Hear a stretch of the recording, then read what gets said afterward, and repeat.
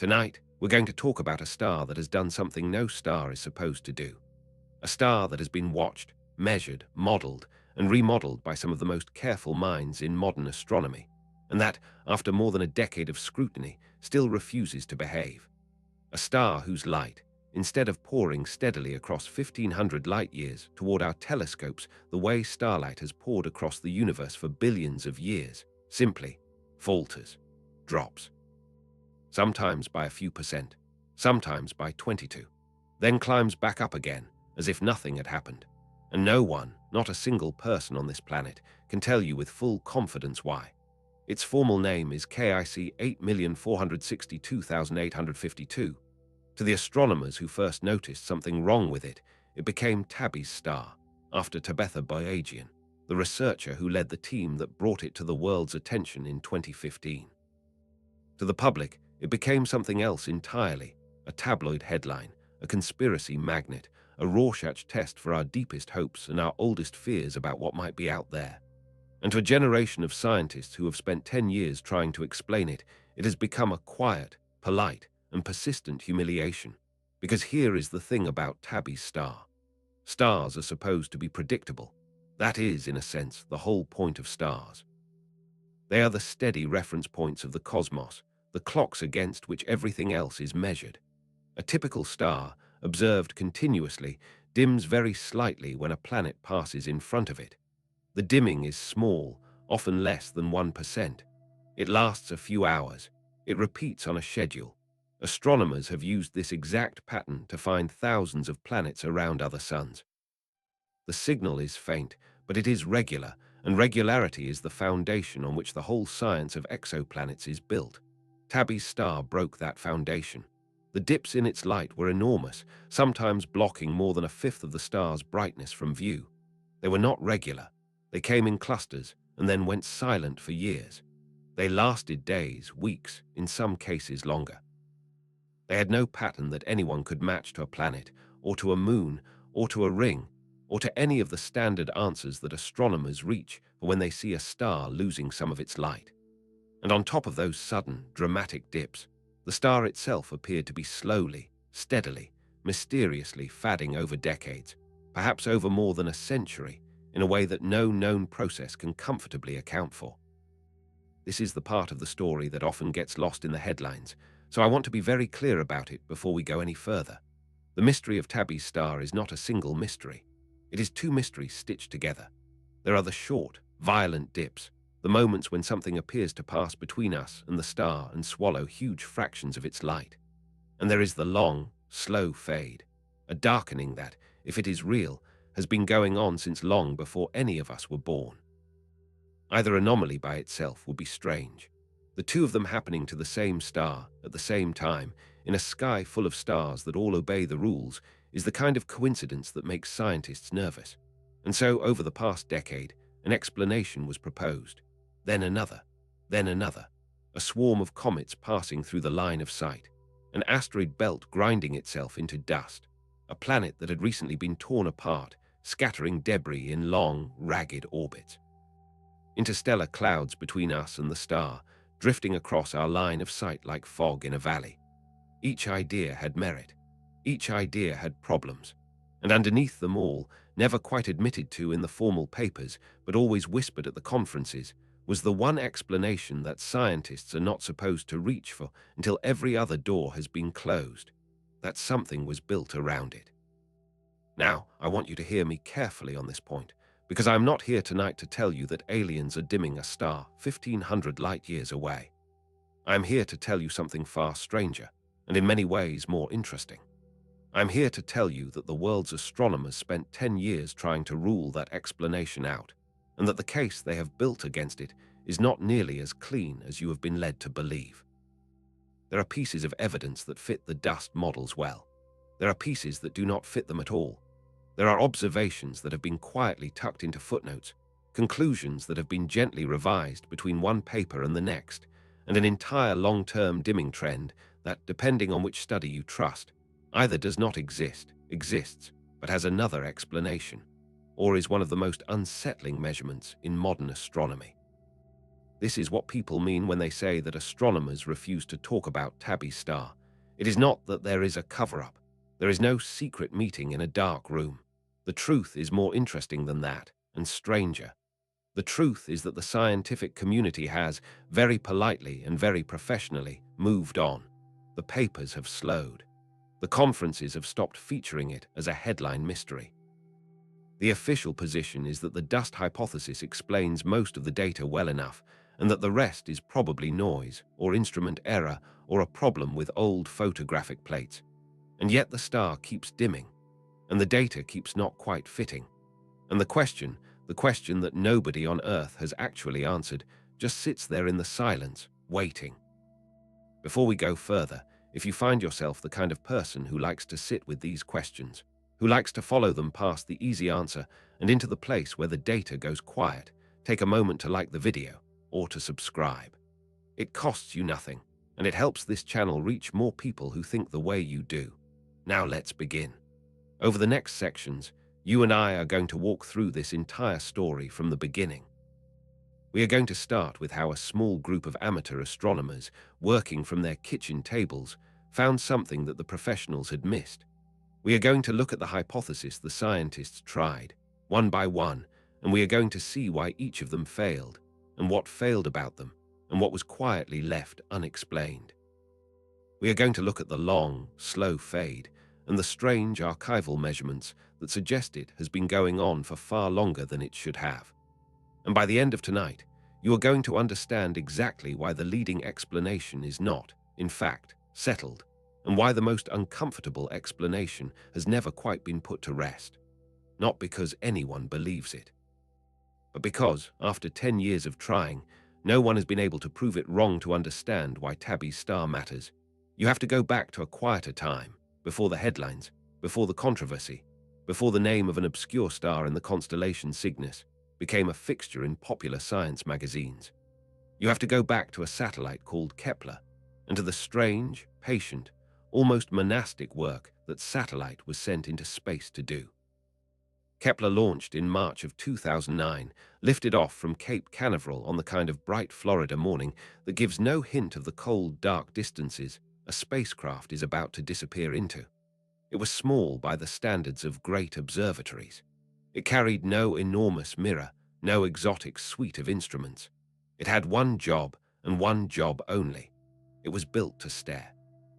For 4 years, almost without interruption, Kepler pointed itself at a single fixed patch of sky, a postage stamp region in the northern constellation of Cygnus, between the bright stars Deneb and Vega.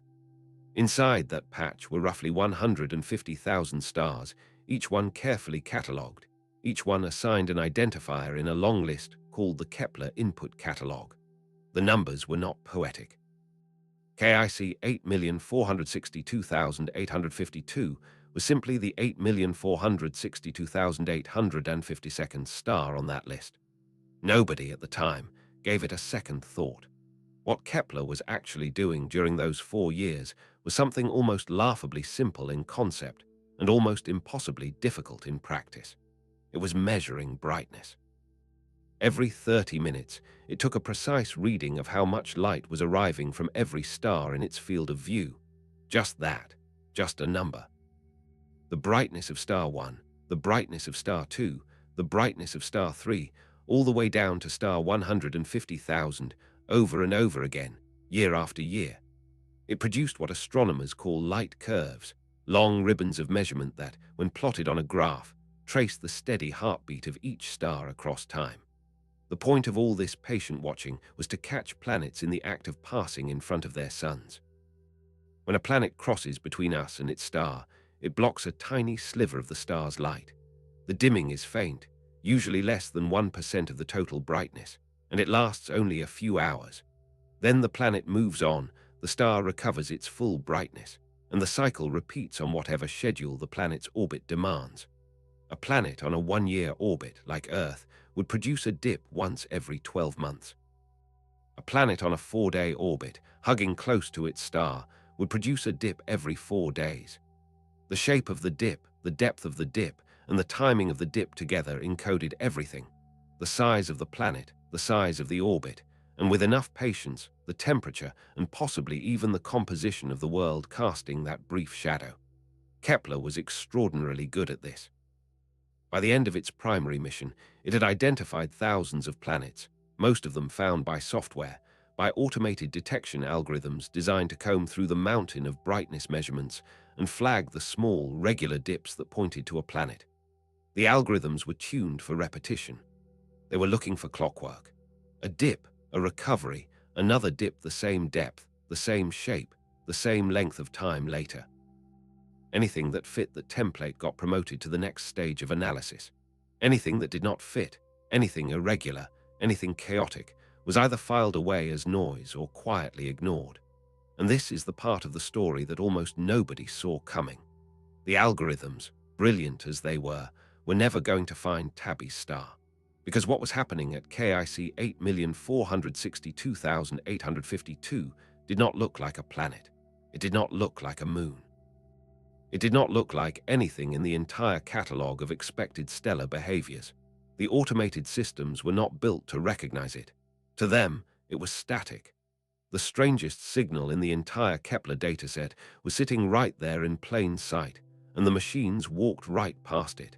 It was found by people instead, and not the kind of people you might expect. Kepler, in a decision that would turn out to be one of the most fortunate accidents in modern science, had made nearly all of its data publicly available.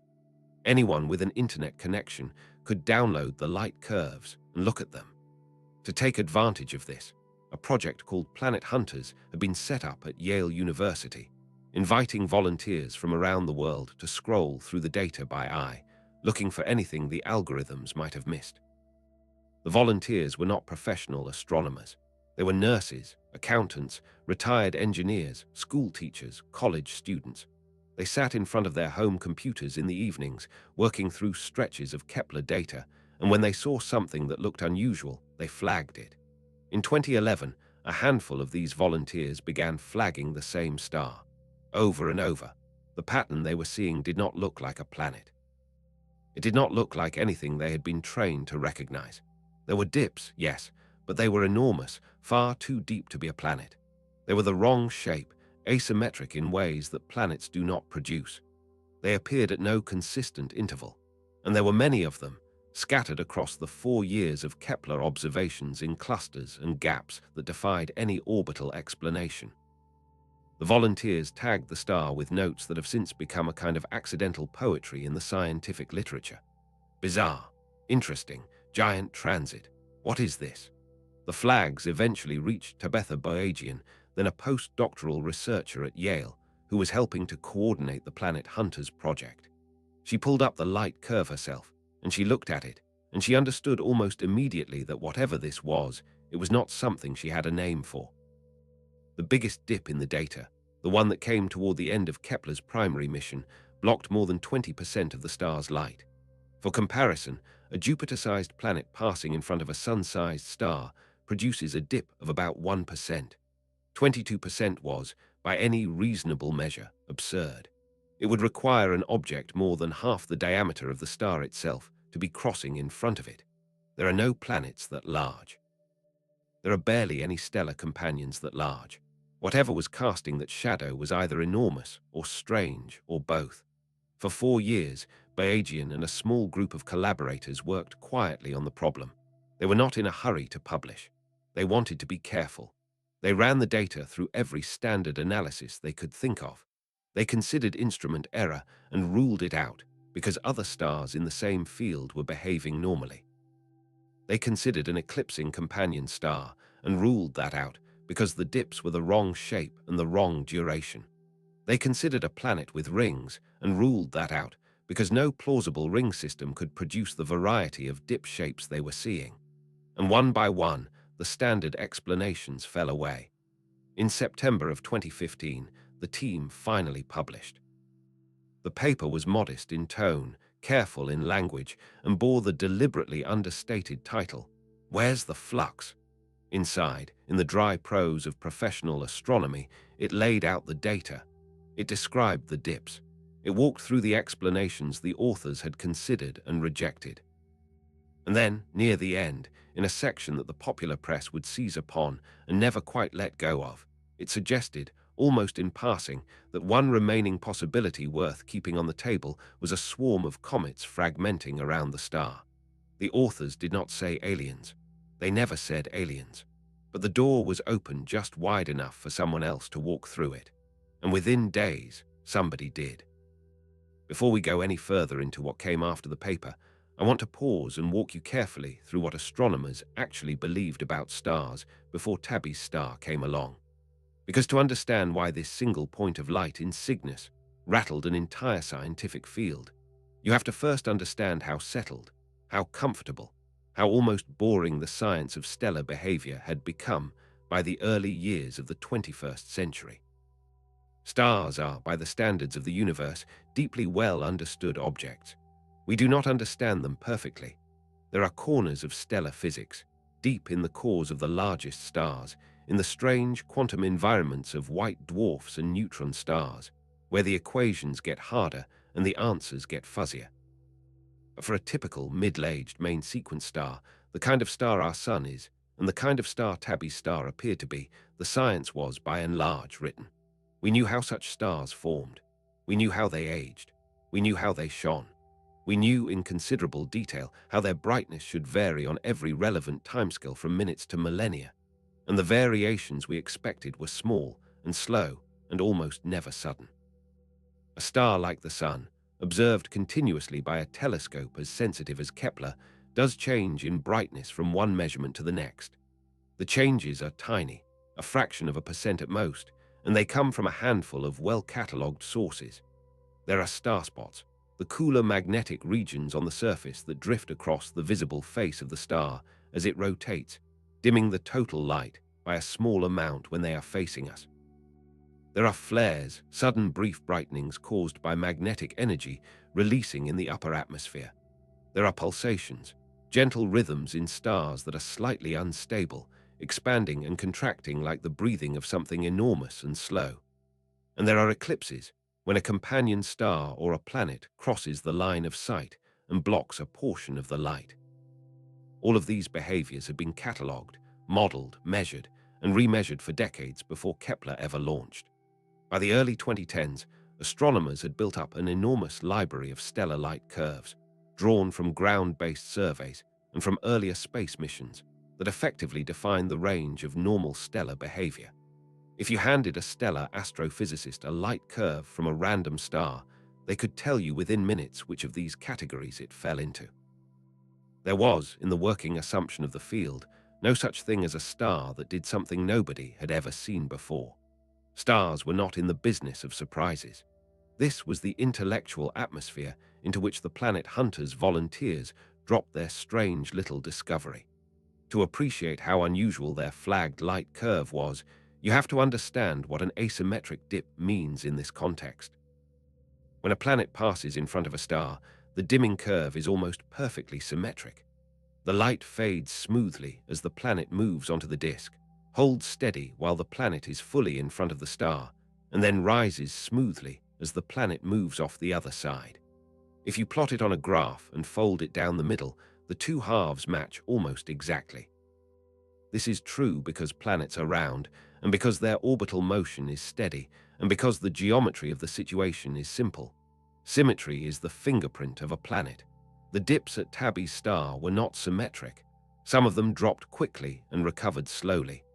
Others fell gradually and recovered in a rush. Some had complicated internal structure, with bumps and shoulders inside the dip itself, as if multiple objects were involved, or as if the obscuring material was clumpy, with denser regions and emptier gaps. The deepest dip in the entire dataset, the one that fell more than 20% below the star's normal brightness, lasted for nearly a week. A planet passing in front of a sun-like star, even a planet the size of Jupiter, would produce a dip lasting hours, not days. To produce a dip lasting that long, an object would either have to be enormous, or it would have to be on an orbit so distant and so slow that it took days to cross the face of the star, or it would have to be diffuse, made of dust or debris rather than solid material, and stretched out over a vast region of space.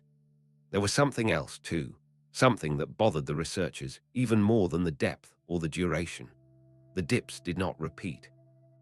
In a normal transiting system, you find a dip, you measure when it happened, you predict the next one, and you wait. The planet comes back around, and the dip appears again on schedule, the same depth, the same shape, the same length. That repetition is what allows astronomers to confirm planets and to measure their orbits with great precision. At Tabby's star, no such repetition existed. There were dips in the first year of Kepler observations, and then long, quiet stretches with nothing at all, and then sudden flurries of activity, and then more silence. The pattern was not a pattern. It was, if anything, the absence of a pattern, which is the one thing stellar light curves are not supposed to be. For a while, the working assumption among the people examining the data was that this had to be an instrument problem. Telescopes glitch. Detectors develop sensitivity issues. Cosmic rays strike the camera and corrupt individual measurements.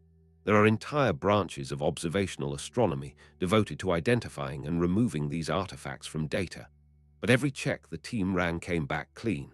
Other stars in the same patch of sky, observed by the same detector during the same time, behaved exactly as expected. Their light curves were boring. Their planets, when they had them, transited on schedule. There was no instrument problem. Whatever was happening at KIC 8,462,852, it was happening to the star itself, or to something between us and the star, but not to the camera. The next assumption was that the star must be young. Young stars, the kind still surrounded by thick disks of gas and dust left over from their formation, do produce irregular dimming. The disks are not uniform. They have clumps, warps, gaps, regions of higher density that drift through the line of sight as the system rotates. A young star embedded in such a disk can show light curves that look almost as chaotic as the one at Tabby's star. For a moment, the mystery seemed to have a name. T Tauri stars, young stellar objects, the textbook explanation for irregular dimming. But Tabby's star was not young. Every measurement the team made of it told the same story. It was a main sequence star, roughly 1.5 times the mass of the Sun, slightly hotter, slightly more luminous, somewhere in the middle of its long, stable life. It showed none of the spectral signatures that young stars carry. It had no detectable infrared excess of the kind a dusty disk would produce, the warm glow of material being heated by the star and re-radiating that heat at longer wavelengths. By every test the team could devise, this was an ordinary mature star, the kind that is not supposed to be wrapped in clouds of debris, the kind whose light should arrive steady and clean across the gulf of 1,500 light-years. And yet it was not steady. It was not clean. Something was blocking its light, repeatedly, dramatically, and unpredictably, and no one could say what. This was the wall the field had run into. Every standard explanation required the star to be something other than what it appeared to be. Young when it was old, binary when it was single, variable when its spectrum was perfectly stable. The mystery was not in the data. The data was clear.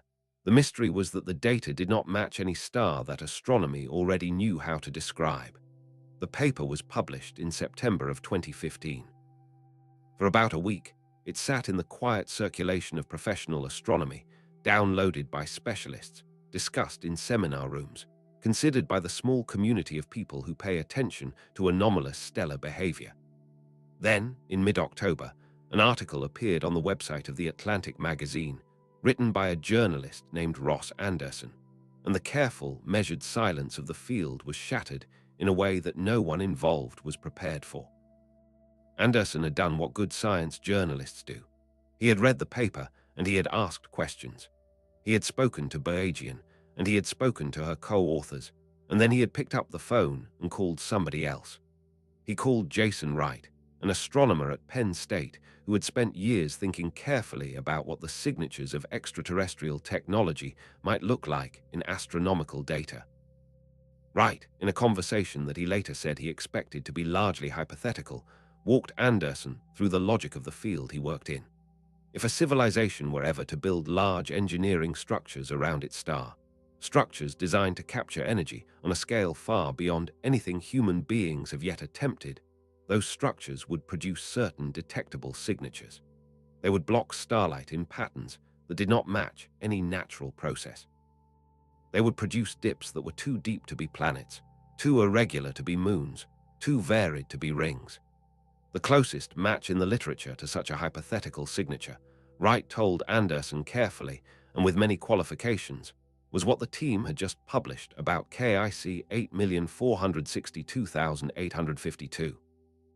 The article ran on October 14, 2015, under a headline that would become one of the most consequential pieces of science writing of the decade.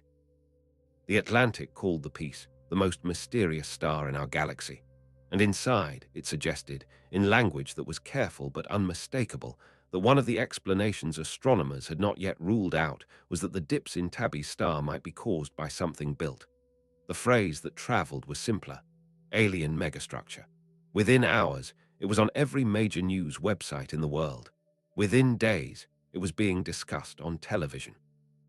Within a week, the name Tabby's star had escaped the boundaries of professional astronomy entirely, and the careful, footnoted comet hypothesis that Bayesian and her team had cautiously included in their paper had been almost completely buried under the louder, stranger, more thrilling possibility that nobody on the team had actually argued for.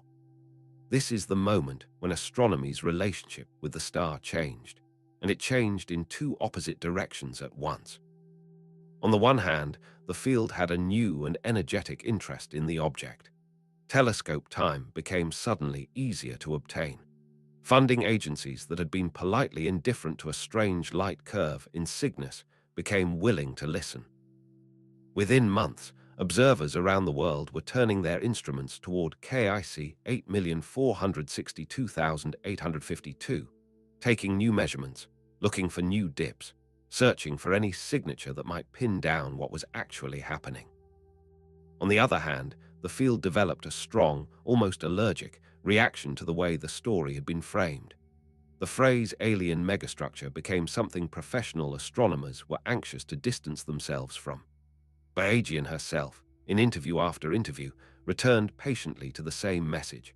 We have not seen aliens. We do not think this is aliens. We think this is a natural phenomenon that we have not yet identified. Please stop putting that headline on every article.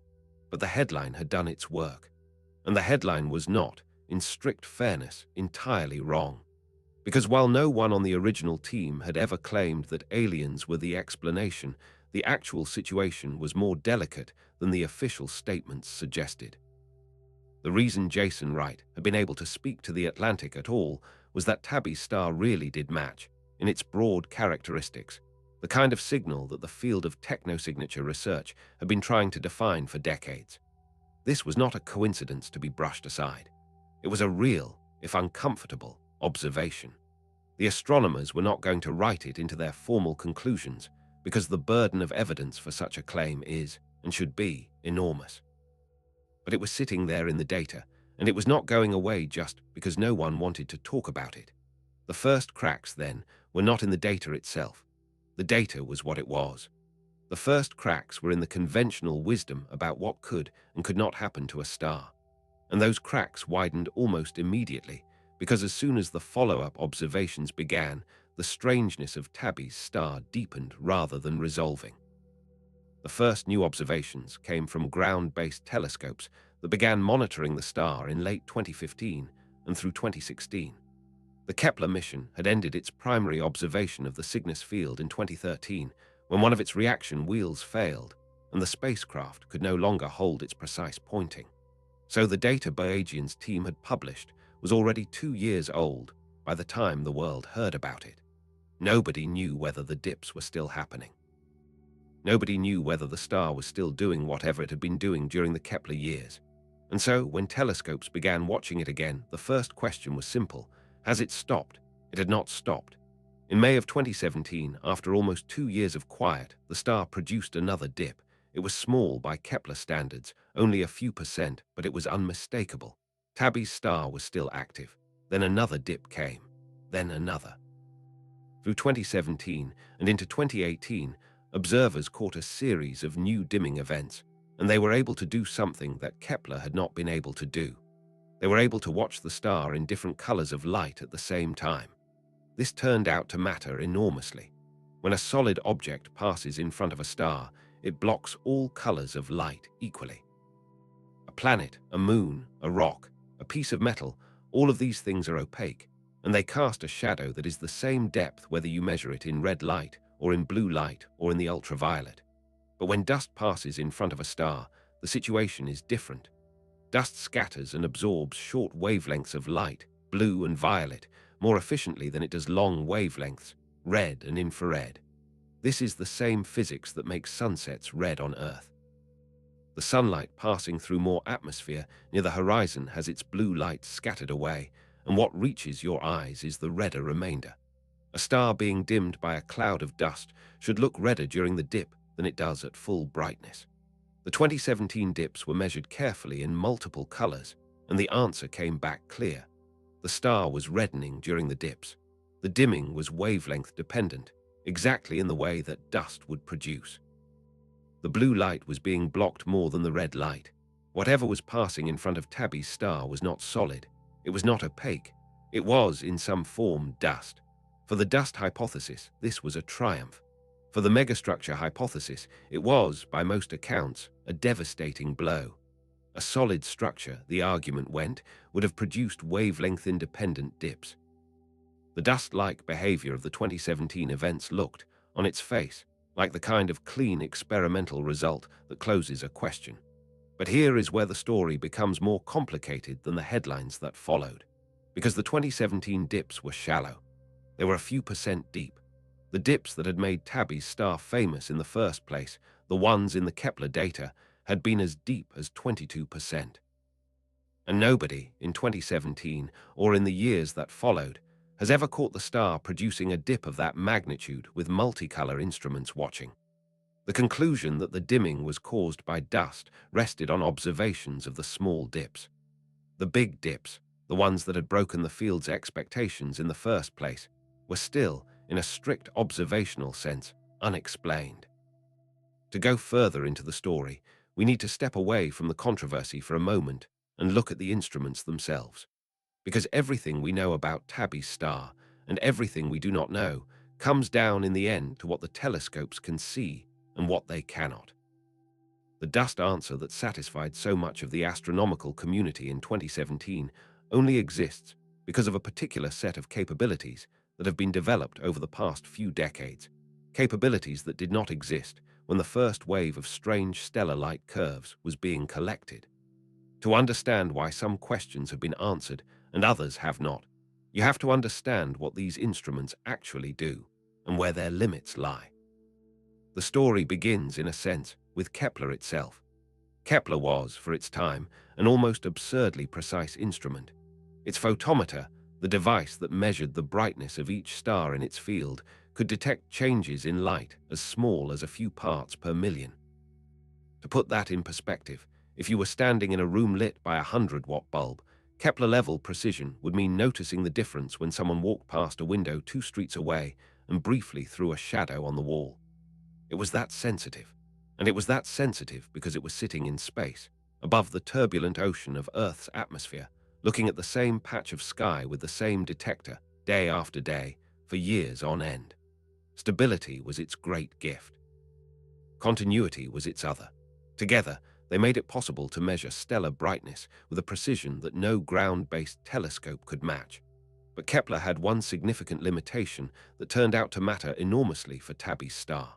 It measured light in only a single broadband. It did not distinguish between red light and blue light and infrared light. It collected everything across a wide range of visible wavelengths and added it together into a single number. This was a deliberate design choice.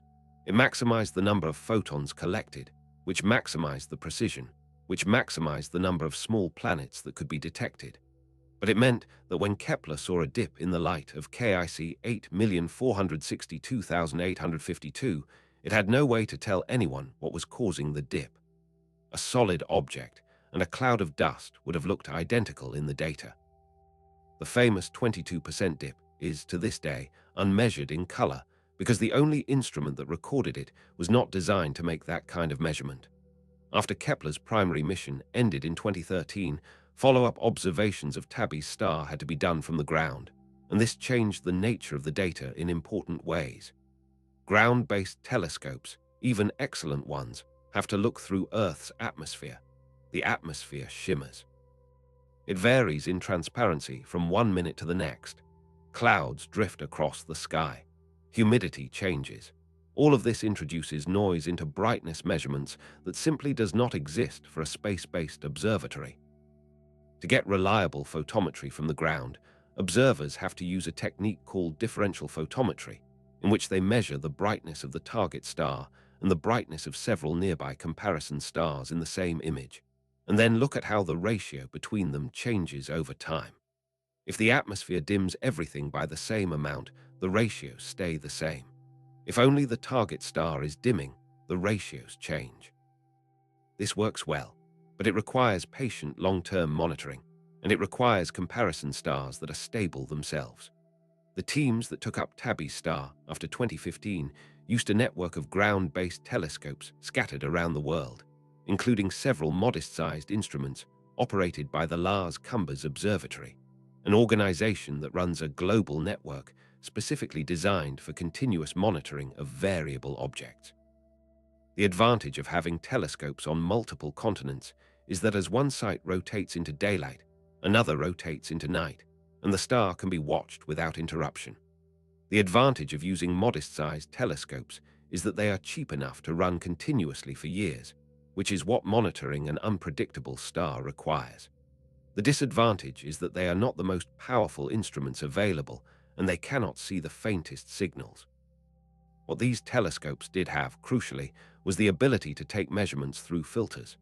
A filter is a piece of colored glass, in essence, that lets only a specific range of wavelengths through to the detector.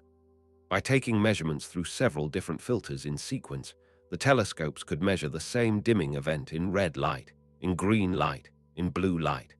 This is what made the 2017 dust detection possible. Kepler could not have done it.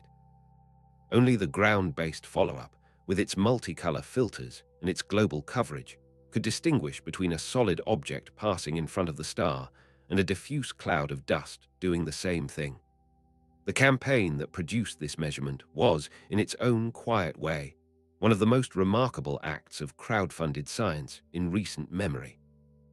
Bayesian, recognizing that her team needed continuous coverage of the star and that they could not get the necessary telescope time through normal channels, launched a Kickstarter campaign in 2016 to pay for it. The campaign asked the public for $100,000 to fund a year of monitoring at Lars Kumbers Observatory. It raised over $107,000 from more than 1,700 backers.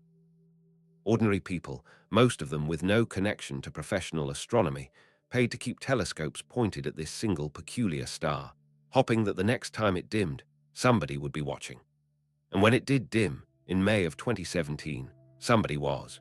The measurement that reddened the dust hypothesis into prominence was made possible, in a very direct sense, by public curiosity rather than by institutional priority. Beyond the photometric monitoring, other instruments were brought to bear as well. Spectroscopy is the technique of breaking a star's light into its component wavelengths in fine detail, producing a kind of barcode that encodes the temperature, composition, gravity, and motion of the stellar surface. The Keck Observatory in Hawaii, the Hobby Eberly Telescope in Texas, and several European observatories took repeated spectra of Tabby's star, looking for any change in the star itself that might explain its behavior. The spectra came back boring. The star looked, by every measure, like a perfectly ordinary main sequence F-type star, slightly hotter than the Sun, slightly more massive, slightly more luminous, and entirely unremarkable in its internal physics. Whatever was happening, it was not happening inside the star. The source of the dimming was external. Infrared observations were also crucial. Dust, when warmed by starlight, glows in the infrared.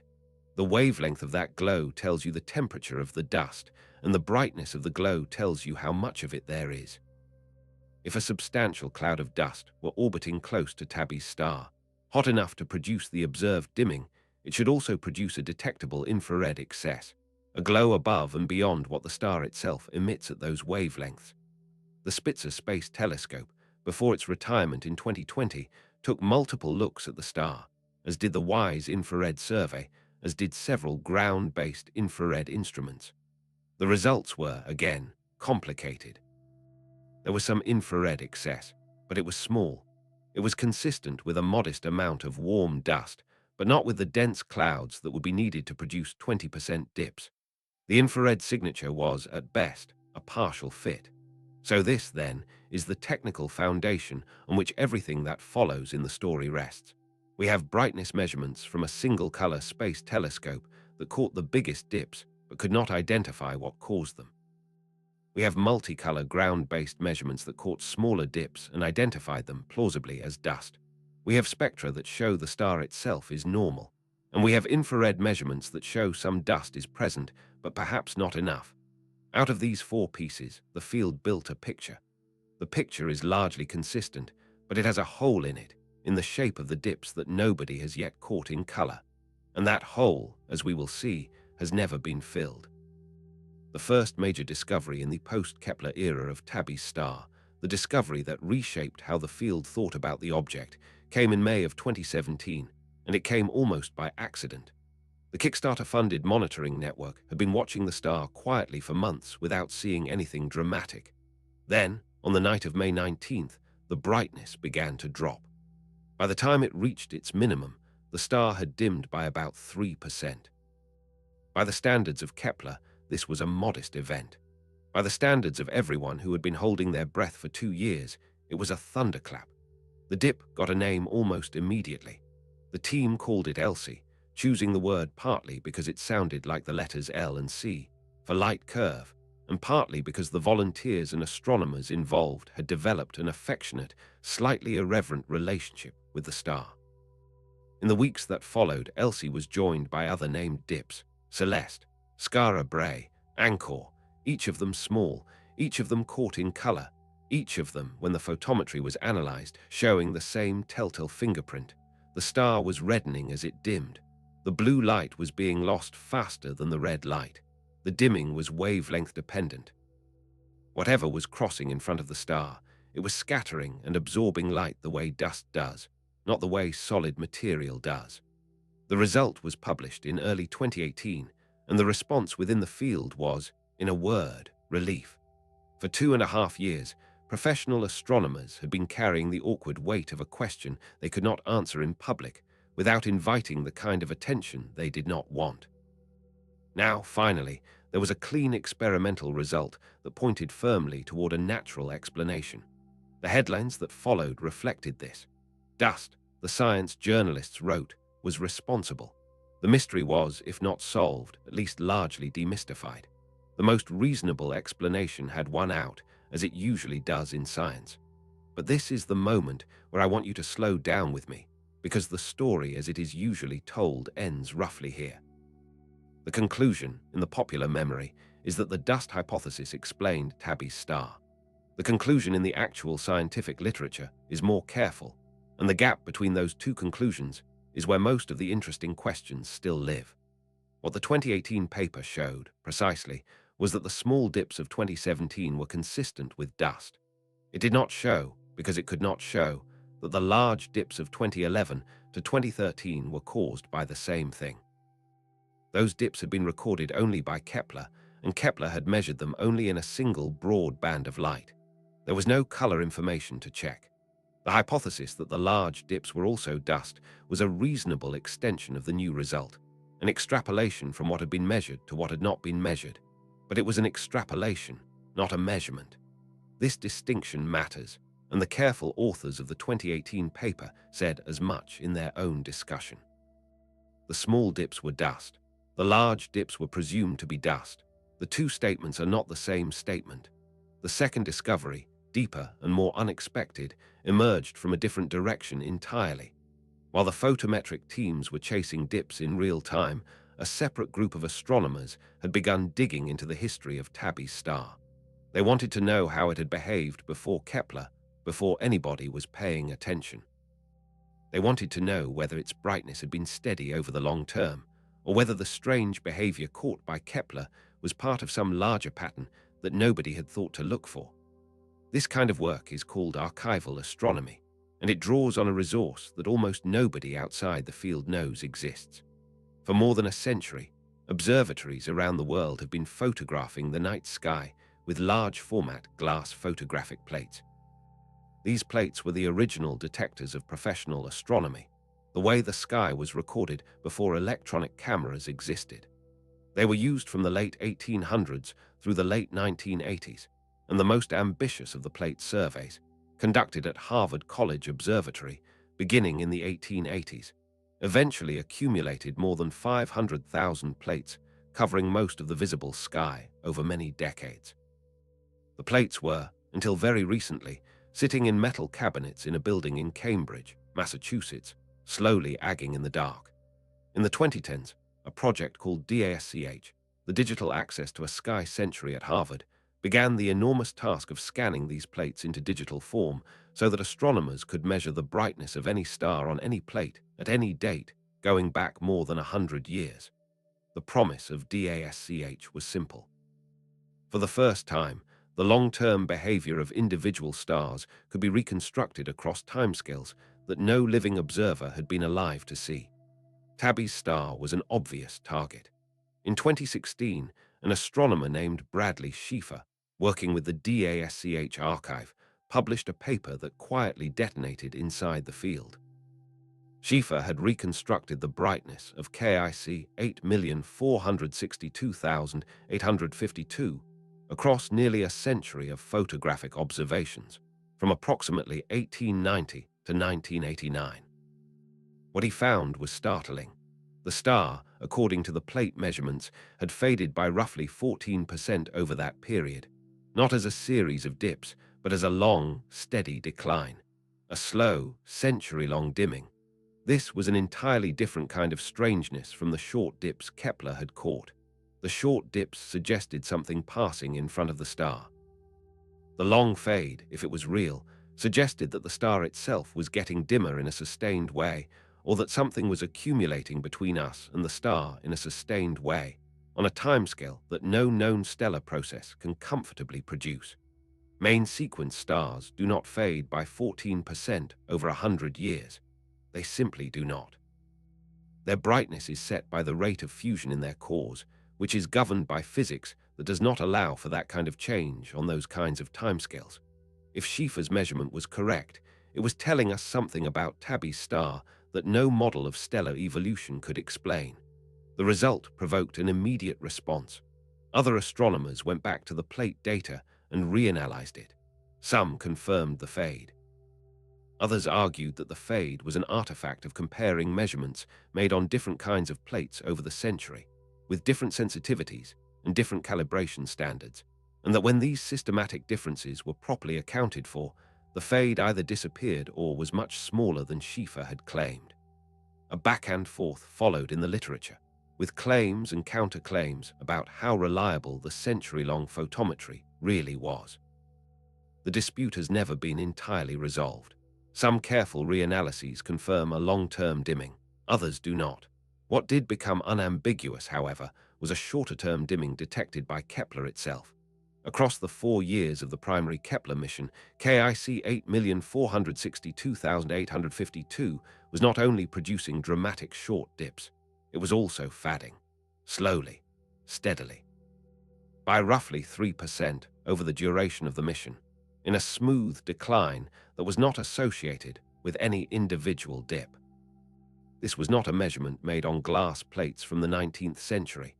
This was a measurement made by the most precise photometric instrument ever flown on a single star with continuous coverage. The Kepler fade was real and nobody disputed it. So now you have 2 layers of strangeness sitting on top of each other. There are the dramatic short dips, some of which appear to be dust. There is the steady multi-year dimming during the Kepler mission, which dust struggles to explain. And there is the contested but plausible century-long dimming, which dust really struggles to explain. The first layer has an answer. The second and third layers, depending on which paper you read, either have answers, partial answers, or no answer at all. And these are not small details at the edges of the data. They are sitting in the middle of the light curve, in plain view, asking to be accounted for. The third layer of the mystery, the one that emerged once the field had time to sit with all of the data together, was a question about what kind of dust could possibly do what the dust hypothesis required. Because saying that the dimming is caused by dust is, in a sense, only the beginning of an answer. It is the first word of the sentence. The rest of the sentence has to explain where the dust came from, how it got into orbit around the star, why it is distributed the way it is, and why it is still there after all the time that has passed. And when astronomers tried to write the rest of that sentence, they ran into a problem.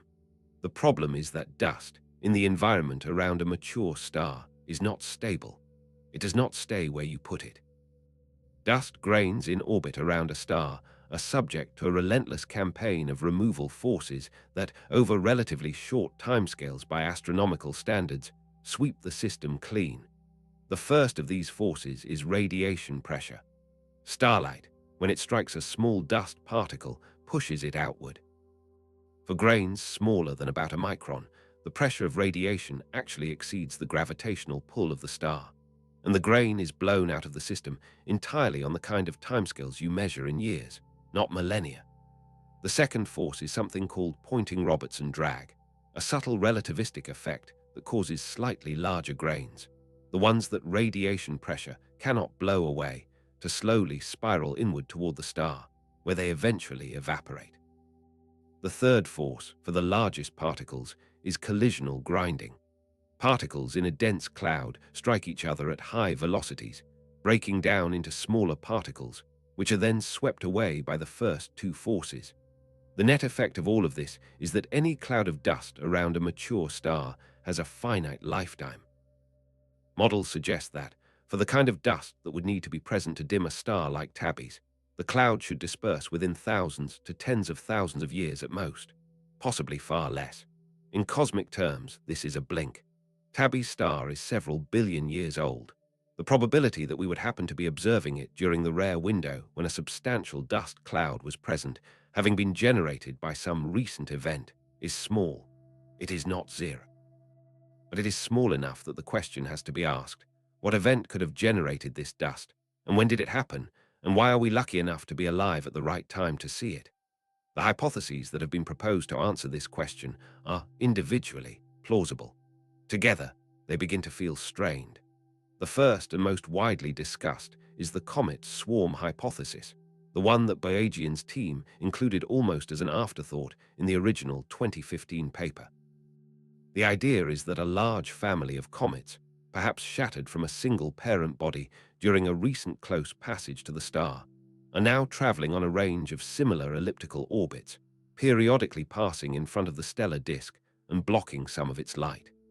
This explanation has the advantage of matching certain features of the data well.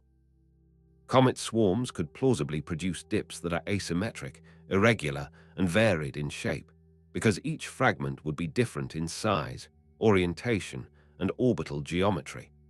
The dust associated with comets would behave the way the 2017 observations behaved, but the comet hypothesis struggles with the depths of the largest dips. To block 22% of a star's light, even with diffuse cometary material, you need an enormous amount of obscuring material along the line of sight. Calculations suggest that several hundred large comets, each comparable in size to the largest comets in our own solar system, would need to be passing in front of the star nearly simultaneously to produce that depth. Hundreds of giant comets, all arriving in front of the star at the right time, all distributed in a way that maintains the right amount of blockage for the right duration, is not impossible. It is just, again, the kind of explanation that requires a specific recent event in the system's history to have happened, and to have happened in just the right configuration for us to see what we are seeing. The second hypothesis is the planetary collision model, sometimes called the catastrophic dust scenario. In this picture, two large bodies in the system, perhaps a pair of planets, perhaps a planet and a large moon, recently collided.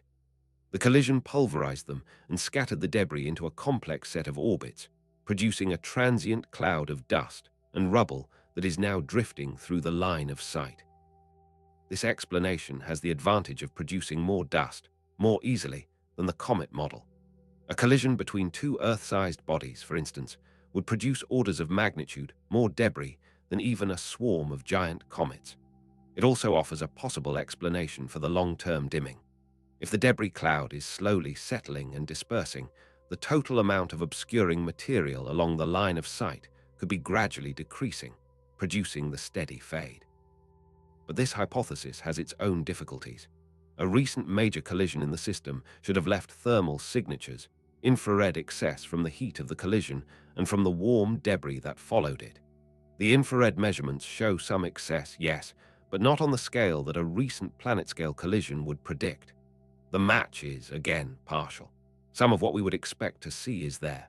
Some of it is not. The third hypothesis, and the one that gained traction in the late 2010s, is the interstellar medium scenario. In this picture, the dust is not orbiting the star at all. It is drifting between us and the star, in some clump of denser material in the thin gas and dust of interstellar space. The dimming is not happening at the star. It is happening somewhere along the 1,500 light-years of space between the star and us, as our line of sight slowly drifts through a region of slightly higher density. This hypothesis has one significant advantage. It does not require any recent event in the Tabby's star system itself. The star can be perfectly ordinary, and the strangeness all comes from an unlucky alignment of dust in the foreground. The interstellar hypothesis also has problems. The dust in interstellar space is, on the whole, extremely diffuse. To produce dips of the depth observed, you need clumps of material far denser than the typical interstellar medium, drifting through the line of sight on timescales of days to weeks. The geometry is difficult. To produce an event lasting a few days, the clump has to be quite small.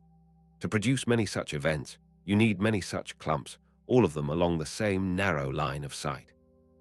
The probabilities, again, begin to multiply uncomfortably. What you start to see, as the patterns begin to emerge across these hypotheses, is something that the field has been quietly aware of for years, but does not often state plainly. Every natural hypothesis fits some of the data. None of them fit all of the data. The comet model handles the dips reasonably well, but struggles with the long-term fade. The collision model handles the fade better, but should have produced infrared signatures we do not see. The interstellar model handles the absence of stellar signatures, but requires improbable geometry. Each explanation is asked to carry the weight of several different observations at once, and each of them buckles under that weight in a slightly different place. This is, frankly, what scientists mean when they talk about a well-studied object whose data resist a unified explanation. There is no single villain that all the evidence points to. There is a roomful of suspects, each of whom can account for some of the crimes, but not all of them. The case is not closed. The case has been quietly set aside because the active suspects are all natural, and the inactive suspect is the one that no one wants to call back in for questioning. But the inactive suspect has not actually been ruled out by the evidence. It has been ruled out by the field's preference for natural explanations. Those are not the same thing. They are usually correlated, and the preference for natural explanations is, in nearly every case in the history of science, the right preference. But correlation is not certainty. And in the case of Tabby's star, the correlation is sitting on a foundation that has more cracks in it than the textbook answer admits. The fourth discovery, the one that began to draw a coherent pattern out of the chaos, came not from a single observation, but from the slow accumulation of monitoring data across the late 2010s and into the early 2020s. As ground-based telescopes continued to watch Tabby's star, they began to build up something that no previous study had been able to assemble. A long-term record of the star's behavior, year after year, with enough resolution and enough consistency to reveal patterns that the 4-year Kepler dataset, for all its precision, had been too short to show. What emerged from that record was the realization that the star's strangeness had structure. Not regularity in the sense of clockwork, not the kind of repetition that a planet produces, but something less obvious and in some ways more disturbing. There were periods of activity where the star produced clusters of dips spaced days or weeks apart, and there were periods of quiet where it sat at full brightness for months or longer. The activity periods were not periodic in any simple sense. They did not repeat on a schedule that matched any orbital frequency, but they were not random either. The dips, when they came, tended to come in groups, as if whatever was producing them was a structured set of objects moving together through some part of the system, rather than a single object on a single orbit. This kind of clustering on its own is not necessarily mysterious. A cometary trail, the long debris stream left behind by a comet that has passed through the inner system many times, will produce exactly this kind of grouped dimming as the trail rotates through the line of sight. The cometary explanation does some real work here. It accounts for the irregular spacing of dips, because comet fragments do not march in lockstep. It accounts for the asymmetry in the dip shapes, because cometary debris is not uniformly distributed along the orbit. It accounts for the dust signature, because comets are exactly the kind of object that produces dust, but it does not account for one specific feature of the long-term record that has slowly come into focus, and this is where the pattern starts to become harder to explain away. The total amount of dimming activity, summed across all the dips and weighted by their depths and durations, has been changing over time, not steadily increasing, not steadily decreasing. Changing in ways that correlate, in some studies, with the long-term fade. What this means in practical terms is the following. The star is not just losing light during individual dips. The star is also losing light in the spaces between dips, in the supposedly quiet baseline brightness, in ways that are subtle but measurable when you look across a long enough timeline. The baseline itself is drifting. The reference point against which the dips are measured is, on its own, not stable. The Kepler-era 3% fade, which seemed at the time like an oddity sitting on top of an already strange light curve, turned out to be part of a longer trend that ground-based monitoring eventually confirmed continued after Kepler ended. The fade has been measured, to the extent it can be measured with currently available instruments and methods, as a persistent gradual decrease in the star's brightness that does not match any of the short dip events. It is not the cumulative effect of small dips that nobody caught. It is something else, something happening on a timescale of years and possibly of decades, sitting underneath the dramatic dips like a slow tide beneath the waves. The dust models can be stretched to accommodate this, but the stretching is visible. If the dust is in orbit around the star, then a slow fade would require the total amount of obscuring material to be slowly increasing over time, which would in turn require either ongoing dust production from some source like comet fragmentation or planetary collision debris, or the gradual drift of more material into the line of sight from a structured cloud surrounding the system. If the dust is in interstellar space between us and the star, then the fade would require the line of sight to be slowly drifting into a region of progressively denser material, which is possible, but again requires a specific geometric configuration that nobody has independently verified. What no one has been able to do in any of the published work is propose a single coherent dust scenario that produces all three observed behaviors at once. The deep short dips, the small reddening dips, and the long-term fade. Each of these phenomena has its own preferred dust model, and the models are not the same. You can fit the short dips with one configuration of dust. You can fit the long fade with a different configuration. Stitching them together into a unified picture requires assumptions that, when laid out in detail, begin to feel like a series of patches rather than an explanation. This is the moment in the investigation where the field's quiet discomfort becomes legible, because the natural process by which science usually resolves a mystery is convergence. Different lines of evidence, examined carefully, begin to point in the same direction. The early hypotheses get refined, the wrong ones get discarded, and what emerges is a single coherent picture that accounts for all the data with a minimum of moving parts. Tabby's star has, by and large, refused to undergo this process. The lines of evidence have not converged. They have spread out. Each new measurement seems to add another constraint that the existing models have to work harder to satisfy, rather than narrowing the range of plausible explanations. In any other context, this would be the kind of situation that drives a field into a frenzy of new theory and new observation. And to some extent, it did. Through the late 2010s, Dozens of papers were published proposing variations on the dust hypothesis, exploring different source mechanisms, different orbital geometries, different grain compositions. Some proposed combinations, where multiple dust populations of different origins might together account for the full data.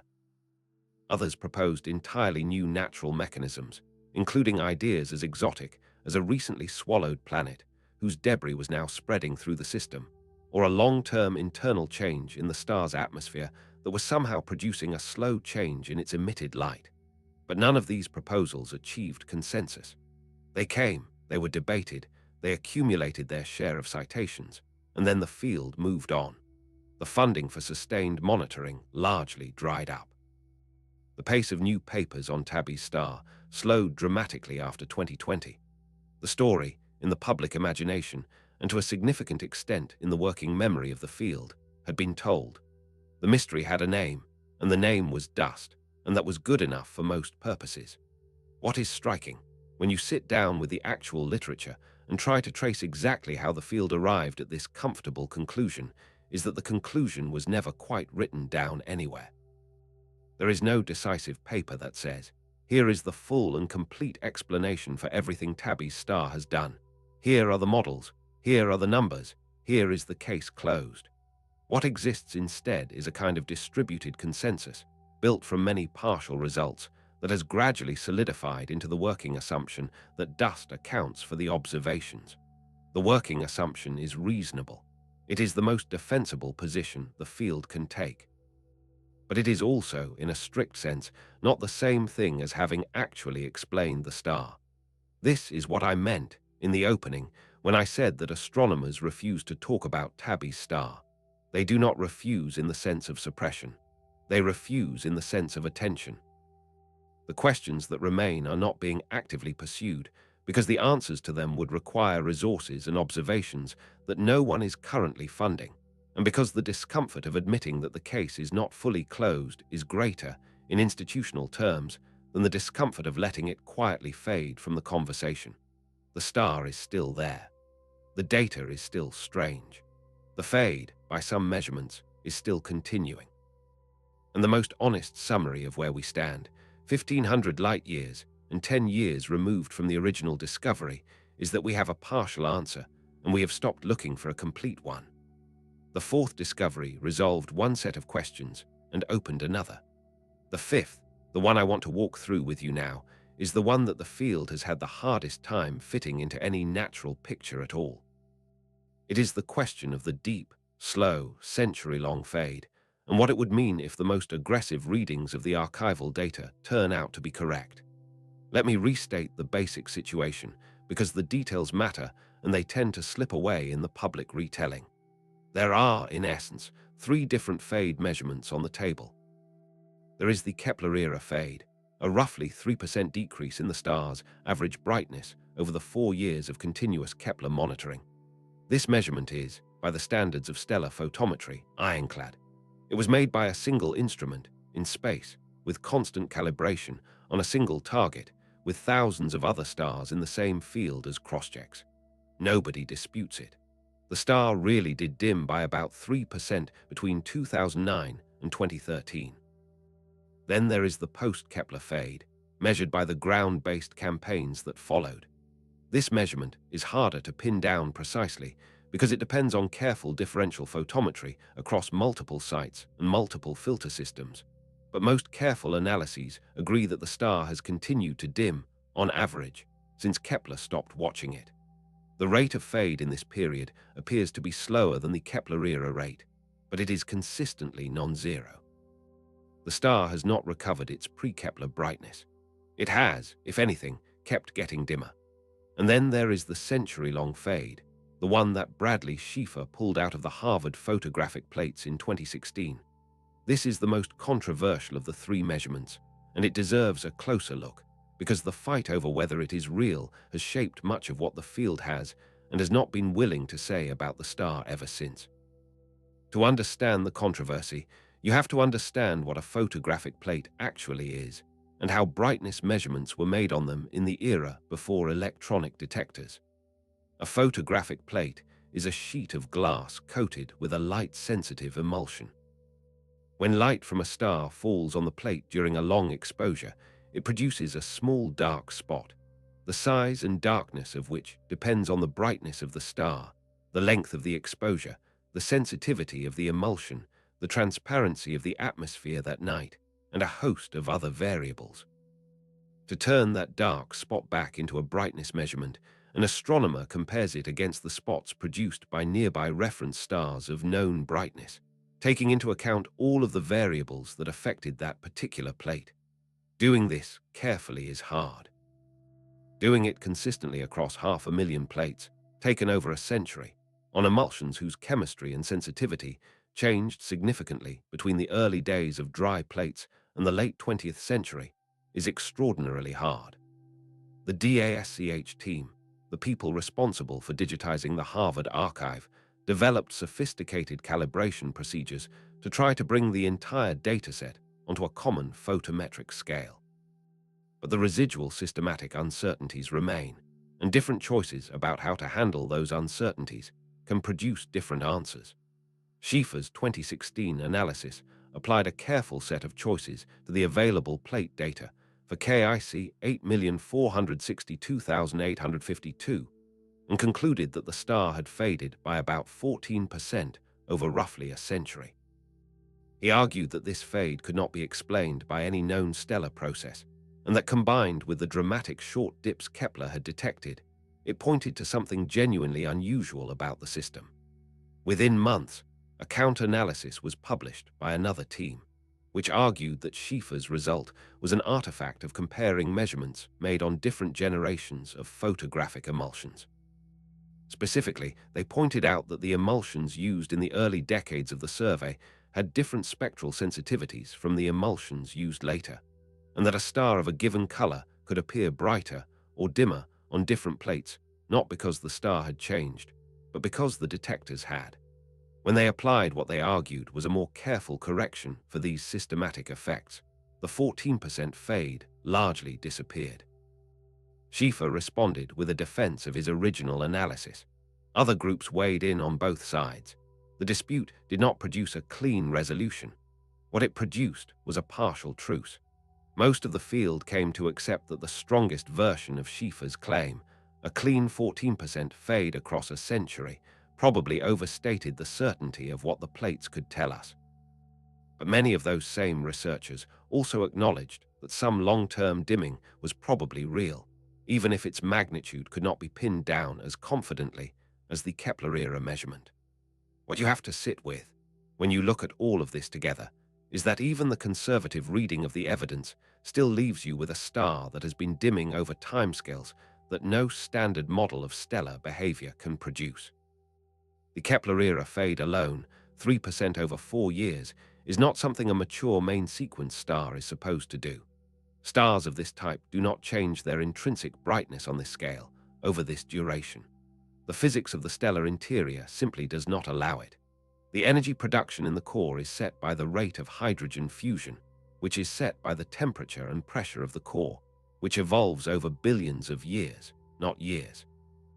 If Tabby's star is genuinely dimming on the timescales we are measuring, then the dimming is not happening inside the star. It is happening between the star's surface and our telescopes. The question, then, is what kind of obscuring material can produce a steady multi-year fade without producing other signatures that we should be able to see? And this is where the dust models begin to struggle in a way that is harder to paper over than the short dip mystery. To produce a steady fade, you need a steady increase in the amount of material along the line of sight. To produce a steady increase, you need either a continuous source of new material, which requires some ongoing physical process in the system, or you need a structured cloud whose geometry is causing more and more of it to drift into our view as the star, and we move through space. Both of these scenarios are possible. Neither of them is comfortable.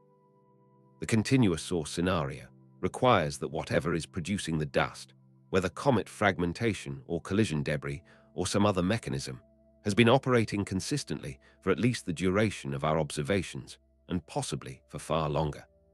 The structured cloud scenario requires that we happen to be passing through a particularly fortunate geometric arrangement at exactly the moment when our instruments became good enough to notice. Neither is impossible. Both require an additional layer of coincidence or fine-tuning that does not appear in the simplest versions of the natural explanation story. And this is the point in the analysis where the explanation that nobody wants to name becomes, by a quiet process of elimination, harder to dismiss. Not proven, not even probable, but harder to dismiss. Because the kind of structured, persistent, gradually accumulating obscuration that the long-term fade requires is, by some readings of the data, exactly the kind of signature that a partial engineering project around a star would produce. Not a completed shell, not a science fiction sphere fully enclosing the star, but a partial structure, slowly being added to, slowly intercepting more of the star's light over time, producing the kind of gradual brightness loss that natural dust populations have to twist themselves into knots to reproduce. I want to be careful here, because this is the part of the argument that gets most easily mishandled in popular accounts. The argument is not that this is what is happening. The argument is that this is one of the few scenarios that fits the long-term fade naturally rather than awkwardly. It fits the way a glove fits a hand, rather than the way a fitted glove fits a hand of slightly the wrong size. And the principle of fitting the data without distortion is one of the principles that science is supposed to use to choose between competing explanations. Usually, when an unnatural explanation fits the data more naturally than the natural ones, the response is to look harder for the natural one. The field has done that for 10 years. The natural explanation has not become more natural. The data has not become more cooperative. And the question, the actual scientific question of what is happening at this star, remains open in a way that nobody in the field is quite comfortable saying out loud. We come now to the central revelation of this entire story, the piece that, once you see it, recasts everything that has come before. It is not a single observation. It is a realization that emerges only when you lay all of the evidence out together and look at it without the institutional filter that has shaped how it has been presented to the public for the last decade. And the realization is this. The dust hypothesis, as it currently stands in the scientific literature, is not actually a complete explanation for what Tabby's star is doing. It is a partial explanation that has been allowed to stand in for a complete one, because the field has run out of patience for the question, and because the alternatives are politically uncomfortable. I want to walk you through exactly what I mean by this, because the claim sounds stronger than it is until you see the details. The dust hypothesis succeeds in 3 specific places. It explains the wavelength-dependent reddening observed during the small dips of 2017 and 2018. It is broadly consistent with the modest infrared excess detected around the star, and it provides a plausible physical mechanism in the form of comet fragmentation or planetary collision debris for the presence of some obscuring material in the system. These are real successes, and they are the reason the hypothesis has the standing it does. The hypothesis becomes strained, however, when it is asked to account for everything else. It struggles to explain the depth of the largest Kepler-era dips, which would require a quantity of dust along the line of sight that exceeds what the infrared measurements detect. It struggles to explain the geometry of the dips, which would require the dust to be distributed in a way that produces sharp asymmetric features rather than the smooth profiles that diffuse clouds typically generate.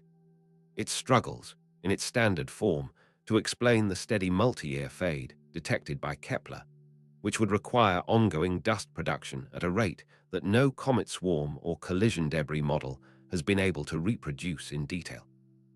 And it struggles, in its most aggressive form, to explain the possible century-long fade detected in the archival plates, which even in its most conservative interpretation would require an obscuration trend extending across far longer timescales than any plausible transient dust event.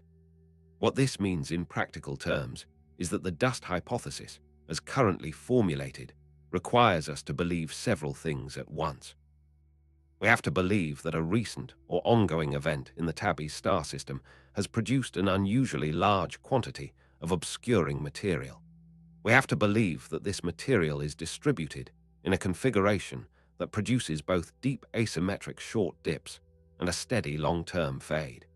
We have to believe that this distribution does not produce the infrared signatures that simpler dust models would predict. And we have to believe that we happen to be observing this system during a window that is, on cosmic timescales, vanishingly brief. Each individual assumption is defensible. Taken together, they describe a scenario that is increasingly tightly tuned to match the observations rather than emerging cleanly from underlying physics. This is not, on its own, a failure of science. Sometimes nature really does produce finely tuned configurations that we have to construct careful models to explain. But it is a sign that the case is less closed than the public discussion would suggest. And it is the reason that several researchers, working at the edges of the field, have continued to argue that the natural explanation consensus is premature.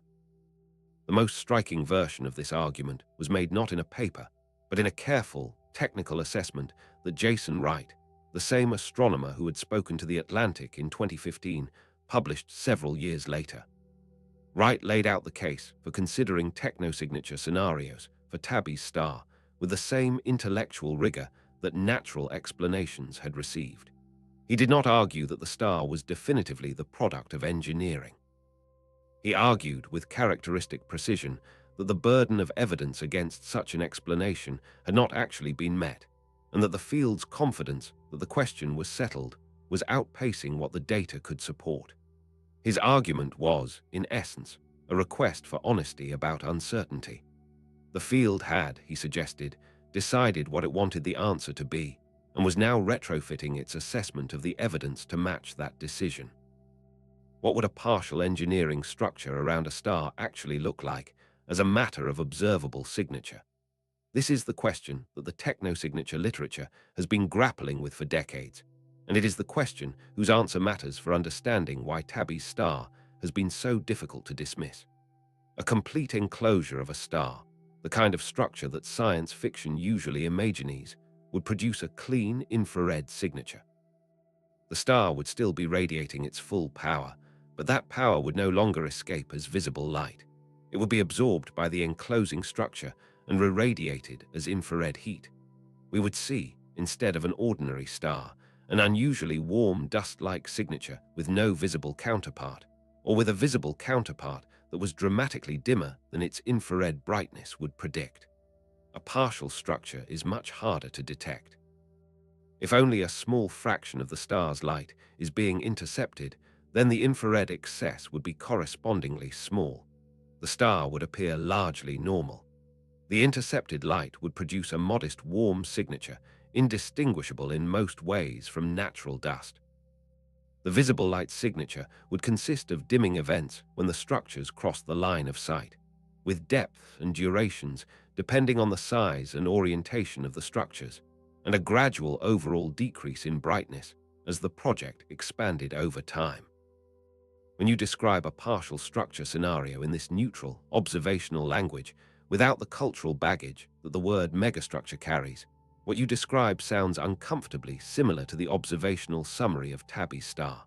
Deep asymmetric dips of varied shape and duration, a modest infrared excess, a steady long-term fade, an ordinary stellar spectrum, no detectable radio emission that would indicate active broadcasting.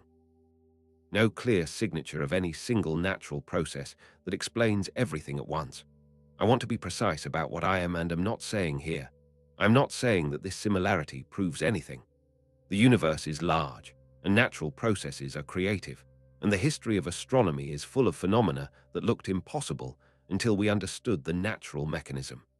Pulsars were briefly suspected, in their earliest detection, of being artificial signals. They turned out to be neutron stars. Fast radio bursts seemed at first to require exotic explanations. Many of them have since been linked to highly magnetized neutron stars called magnetars. The pattern, again and again, has been that the natural explanation eventually arrives, and the technosignature hypothesis recedes into the history books as a moment of overreach. What I am saying is that, in the specific case of Tabby's star, the natural explanation has not arrived in the same way. It has not produced the clean, parsimonious account that closed the pulsar question or the fast radio burst question.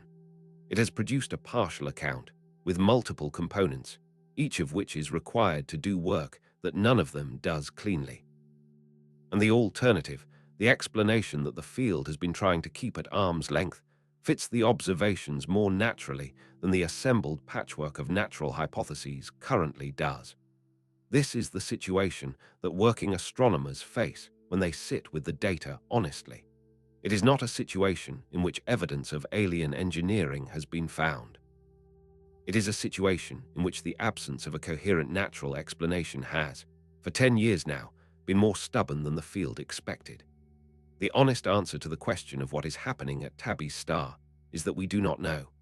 The honest answer to the question of why the public has been told that we mostly know is that the alternative answer would generate the kind of attention that the field, with good reason, does not want to invite without more solid evidence than it has. This is the silence that surrounds Tabby's star. It is not a conspiracy.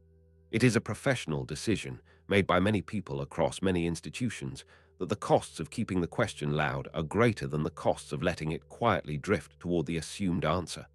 The decision is defensible. It may even be correct. But it is a decision, and it is worth knowing that it has been made because the star itself has not made the decision. The star is still up there. It is still dimming, and whatever is doing it is still doing it, regardless of what any of us choose to say. The natural question to ask, after sitting with all of this, is what Tabby's star has actually done to the field of astronomy, not as a mystery to be solved, but as an event in the intellectual life of the discipline. Because regardless of how the question of what is happening at this single star eventually resolves, the story has already changed how scientists think about several things they thought they understood.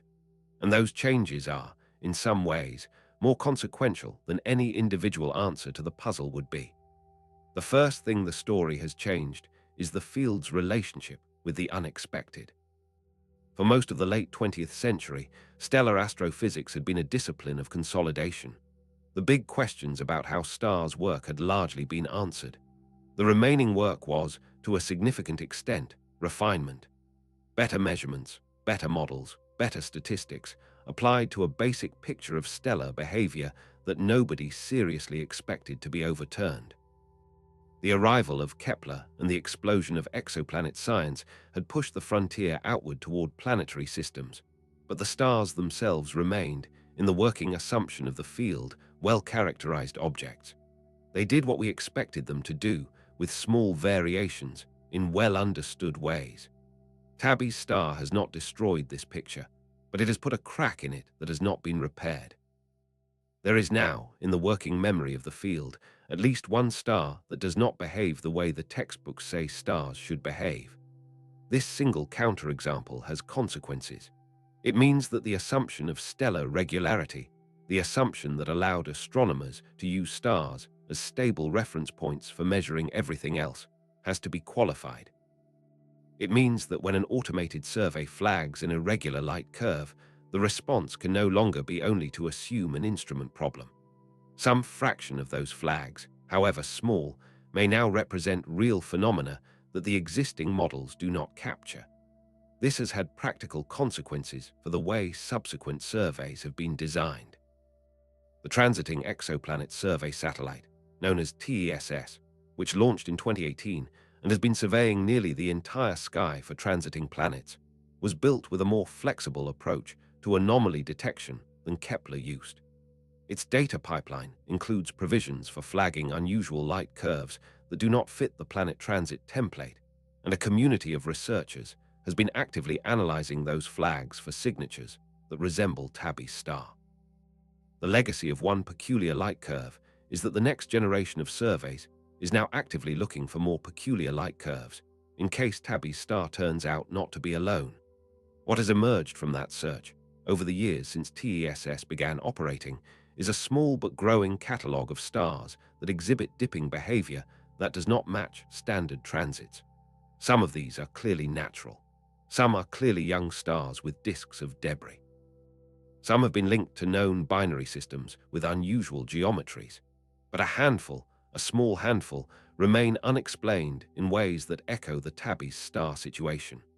The field has been quiet about these cases, in part because the experience of the original Tabby star headlines has made researchers reluctant to announce anomalies prematurely. But the cases exist. The question of whether Tabby's star was a singular oddity or the first known example of a broader category of phenomena has not been answered, but it is at least being asked. The second thing the story has changed is the relationship between professional astronomy and citizen science. Tabby's star was fundamentally found by amateurs. It was found by the volunteers of the Planet Hunters Project, sitting at their home computers, doing work that no algorithm and no professional astronomer would have done. The result was an object that became one of the most studied stellar systems of the past decade, and the credit for finding it belonged, in the most direct sense, to people who had no professional credentials in the field at all. This has been quietly transformative.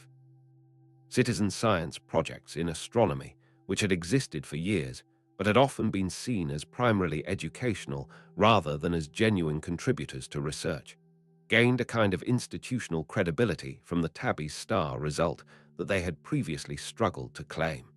The volunteers had not just been useful, they had found something that the professionals would have missed. They had outperformed the automated systems on a particular kind of task, the recognition of patterns that did not fit existing templates that turned out to matter. And the lesson, for funding agencies and for research institutions, was that broad human attention applied to large datasets could uncover signals that no algorithm was prepared to recognize. The third thing the story has changed is the legitimacy of the broader question that Tabby's star raised, even when it does not name it directly. The field of technosignature research, which had spent decades on the margins of professional astronomy, has gained, in the years since 2015, a measurable degree of mainstream acceptance. NASA, in 2018, held its first major technosignature workshop, formally bringing the topic into the discussion of agency priorities. Funding programs that had previously excluded technosignature research from consideration began, cautiously, to include it. Journals that had treated the topic with suspicion began publishing technosignature papers as ordinary contributions to the literature. This shift would have happened eventually, perhaps, for other reasons. The detection of thousands of exoplanets has made the question of whether any of them harbor intelligent life a more urgent scientific question than it was when no exoplanets were known. But Tabby's star accelerated the shift in a specific and identifiable way. It produced a real-world case in which the technosignature community had had something useful to say, even if the conclusion was eventually held to be a natural one. It demonstrated that technosignature reasoning could function as a valid component of scientific inquiry, rather than as a fringe distraction from it.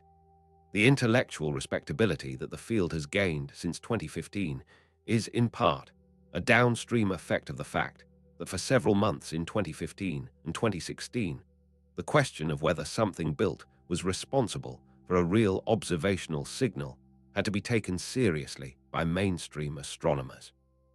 The fourth and most subtle thing the story has changed is the way the field thinks about consensus itself.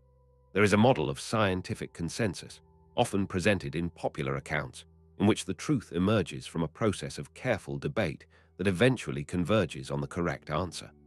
The Tabby star situation is an example of how the actual process can be messier. The consensus on this particular star did not emerge from a decisive resolution of the evidence. It emerged from a gradual exhaustion of attention, a quiet decision by the field to settle on the best available natural explanation and move on, even though that explanation did not account for everything. The consensus is real in the sense that most working astronomers would, if asked, say that they believe dust is the explanation. But the consensus is also, in a sense, a working assumption rather than a conclusion, and the distinction matters. This is not unique to Tabby's star. Most scientific consensuses, when examined closely, have this kind of structure. They are stable not because every alternative has been ruled out, but because the alternatives have been deemed less likely than the accepted explanation, and because the accepted explanation has been judged sufficient for practical purposes. The honest framing of any consensus is that this is what the field currently thinks, given the available evidence, with the caveat that the available evidence is always incomplete and that the framing could change if new evidence arrives. What Tabby's star has done is make this structure visible in a particular case, in a way that is unusually accessible to non-specialists. The dust hypothesis is the consensus. The dust hypothesis is also incomplete. Both of these statements are true at the same time, and the relationship between them is the relationship that most scientific knowledge has to the underlying reality it is trying to describe. We know things provisionally. We know them well enough to make decisions and to predict outcomes most of the time. But we do not know them with the kind of finality that the word knowledge sometimes implies, and any honest account of how science actually works has to make room for that gap. If you have stayed with me this far, you may be wondering why any of this should matter to you personally. A single star, 1,500 light-years away, doing something strange that astronomers cannot agree on. Why should the question consume any portion of your attention, beyond the basic curiosity that draws people to mysteries in general? The answer, I think, is that the story is not really about a star. The story is about how we, as a species, decide what we know and what we do not, and about what we are willing to admit when the answer to that question turns out to be uncomfortable. There is a particular cultural moment that we are living through, and it shapes how we receive stories like this one. We have grown accustomed, in the past decade or so, to a public conversation in which questions of fact are treated as questions of belief.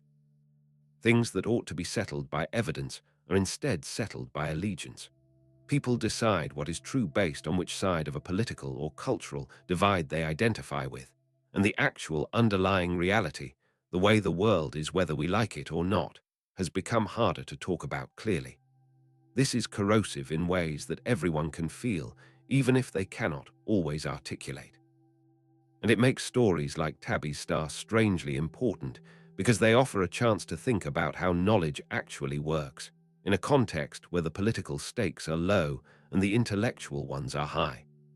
What Tabby's Star teaches, when you let it teach, is that the honest answer to most interesting questions is partial. The honest answer to what is happening at this star is that we have a leading explanation that fits some of the evidence well, that we have a body of remaining evidence that the leading explanation fits less well, and that we have not done the additional work that would be required to either fully confirm the leading explanation or to seriously develop the alternatives. The honest answer is uncomfortable because it is not an answer. It is a description of where the inquiry stands. And the temptation, in any situation like this, is to round the partial answer up to a complete one, because complete answers are easier to communicate and easier to defend and easier to use as a foundation for whatever you wanted to do next. The rounding up is, I think, the actual problem here, not the dust hypothesis, which is a reasonable scientific proposal that may well turn out to be correct in all of its essentials. The problem is the institutional process by which a partial answer becomes a settled fact, and the way that process erases the residual uncertainty that the people closest to the data actually feel. If you sit down with an astronomer who has worked on Tabby's star, and you ask them, in a quiet moment, whether the dust hypothesis explains everything, most of them will tell you no. They will tell you that dust explains the small dips well, that it accounts for the broad features of the data, and that it is the most plausible natural explanation currently available. But they will not tell you that the case is closed, because they know it is not. What does this mean for the rest of us, who are not astronomers and who have no professional stake in the outcome? It means, I think, that we should be careful about the shape of certainty that scientific stories often arrive at.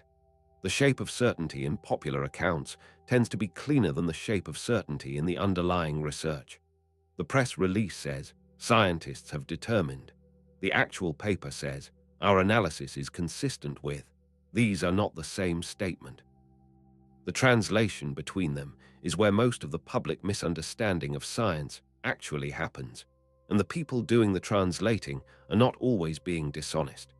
They are often just trying to make the story communicable in the space they have, with the audience they have, and the casualties of that compression are usually the qualifiers. This matters because the question that Tabby's star ultimately points toward, the question of whether we are alone in the universe, is one of the questions that the human species is going to have to develop better tools for thinking about.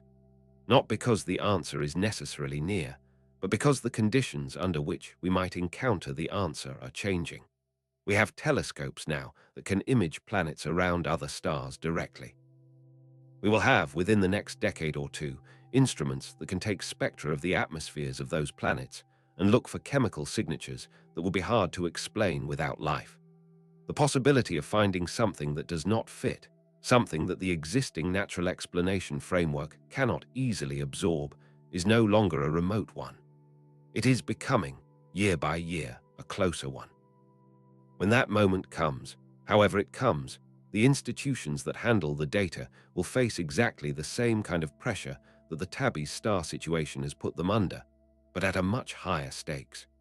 The temptation to settle on a comfortable natural explanation, to round up the partial answer to a complete one, to let the inconvenient questions quietly fade from attention, will be enormous. And the only way to resist that temptation, when it matters most, is to have practiced resisting it in the smaller cases, the ones where the stakes are lower and the costs of admitting uncertainty are bearable. Tabby's star is one of those smaller cases. It is a rehearsal, in a sense, for a question that we may or may not eventually face in a more urgent form. There is something else, too, that I want to name, because I think it is part of why this story has held the public imagination so persistently across the years.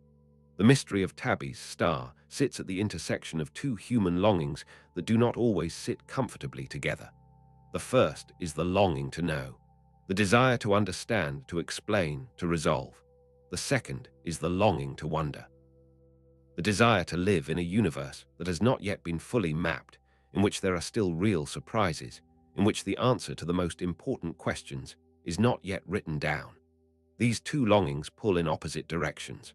The first wants resolution. The second wants the absence of resolution. And the way we feel about open questions like this one tells us something about which of those longings is louder in us at any given moment. The astronomers who work on Tabby's star are not, in general, motivated by either of these longings in their pure form.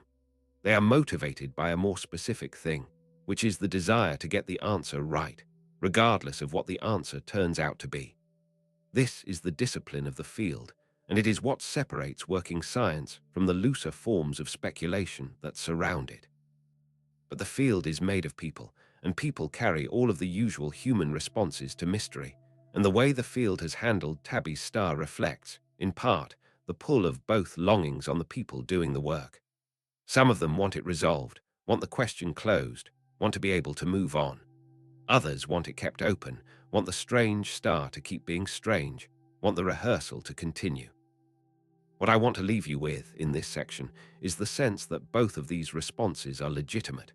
The desire to resolve and the desire to wonder are both, in their own ways, expressions of care for the truth.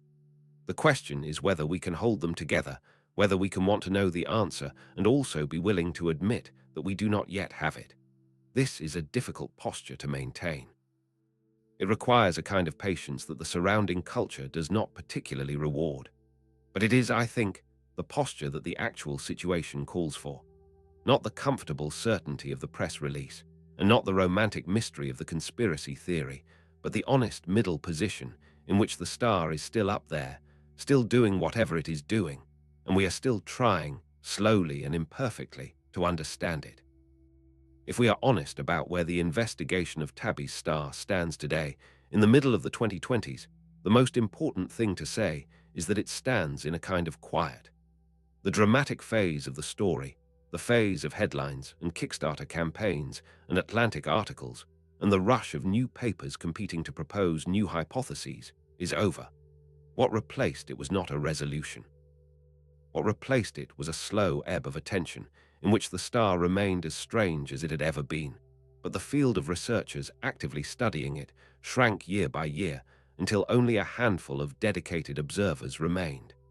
This quiet should not be confused with completeness. There are major questions about Tabby's star that have not been answered, and that could be answered if the will and the resources existed to pursue them. I want to walk through several of these open questions with you, because they are the questions that the next phase of the story, if there is one, will have to address. The first open question is whether the deep dips of the Kepler era have returned. The 2017 and 2018 dips that produced the dust signature were small, a few percent at most. The famous dips from the Kepler data were far deeper, up to 22%. Since the original detection, no dip of comparable depth has been observed by any instrument capable of measuring color information. This means that the wavelength-dependent signature that confirmed dust for the small dips has never been confirmed for the large ones.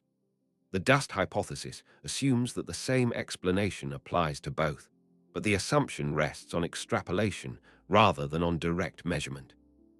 If a deep dip were to occur during a period when modern multicolor photometric monitoring is active, the measurement would either confirm the extension of the dust model to the large dips or reveal that the large dips have a different signature entirely. Either result would be informative. Neither has been obtained because the deep dips have not recurred, or because they have recurred during periods when nobody was watching with the right instruments.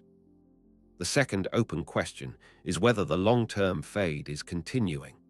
Several long-term monitoring efforts have continued through the 2020s, but the precision of ground-based photometry across multi-year timescales is difficult to maintain, and the funding for such monitoring has been intermittent. A definitive measurement of the star's brightness today, compared to its brightness at the end of the Kepler mission, would tell us whether the fade detected during the Kepler years has continued, stabilized, or reversed. A continued fade would tighten the constraints on the dust models considerably, because the longer the trend persists, the more obscuring material has to be accumulating along the line of sight. A reversal of the fade would be even more interesting, because it would suggest that the obscuration is dynamic in ways that simple dust models do not readily produce.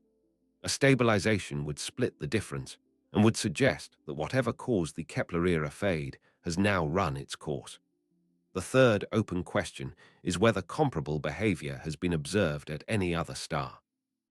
The hunt for analogues, which intensified after 2018 as TESS began producing all-sky photometry, has turned up a small number of candidates that exhibit irregular dimming, but none that have matched Tabby's star in the full combination of features. Some show deep dips without the long-term fade. Others show subtle long-term variations without the deep dips.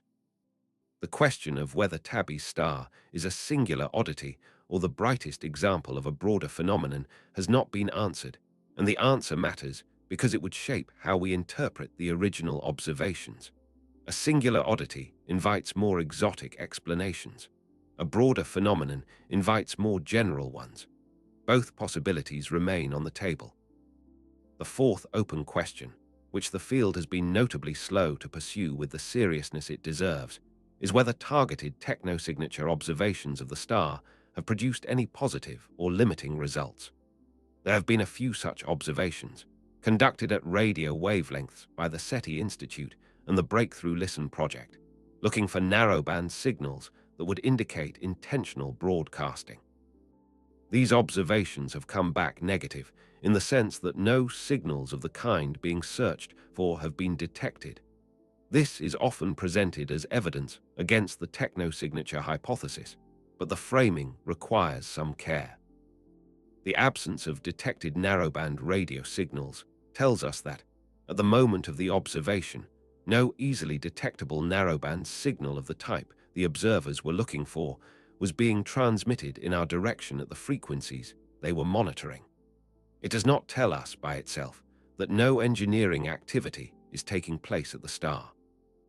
The space of possible technosignatures is much larger than the space of narrowband radio broadcasts, and most of that larger space remains unsearched. Optical signatures, infrared excesses with specific spectral shapes, and the kinds of geometric signatures that would distinguish artificial obscuration from natural dust are all candidates for more systematic searching, and most of them have not been pursued at Tabby's star with the same intensity as the dust modeling has been pursued. The fifth, and perhaps most important open question, is whether the next generation of telescopes will be able to settle the question definitively. The James Webb Space Telescope has the sensitivity to detect even small infrared excesses around individual stars, and a careful targeted observation of Tabby's star with JWST could place much tighter constraints on the amount and distribution of dust in the system than any previous measurement. As of the latest publicly available scheduling information, no such observation has been performed at the depth that would be required to fully resolve the question, but proposals exist, and the possibility remains active. Beyond JWST, the planned Habitable Worlds Observatory, the extremely large telescope under construction in Chile, and the upcoming European Plato mission all carry, in different ways, the capacity to improve our understanding of stars that behave anomalously. Whether they will be pointed at Tabby's star with the precision needed to settle its specific puzzles is a question of priorities and politics, not just of technical capability. There is also a kind of question that does not appear in any formal research program, but that hovers around the edges of every conversation about this star. It is the question of what we would actually do as a field and as a culture if a definitive technosignature result did emerge somewhere, whether at Tabby's star or elsewhere. The protocols that exist for such an eventuality are, at present, sketchy and largely voluntary.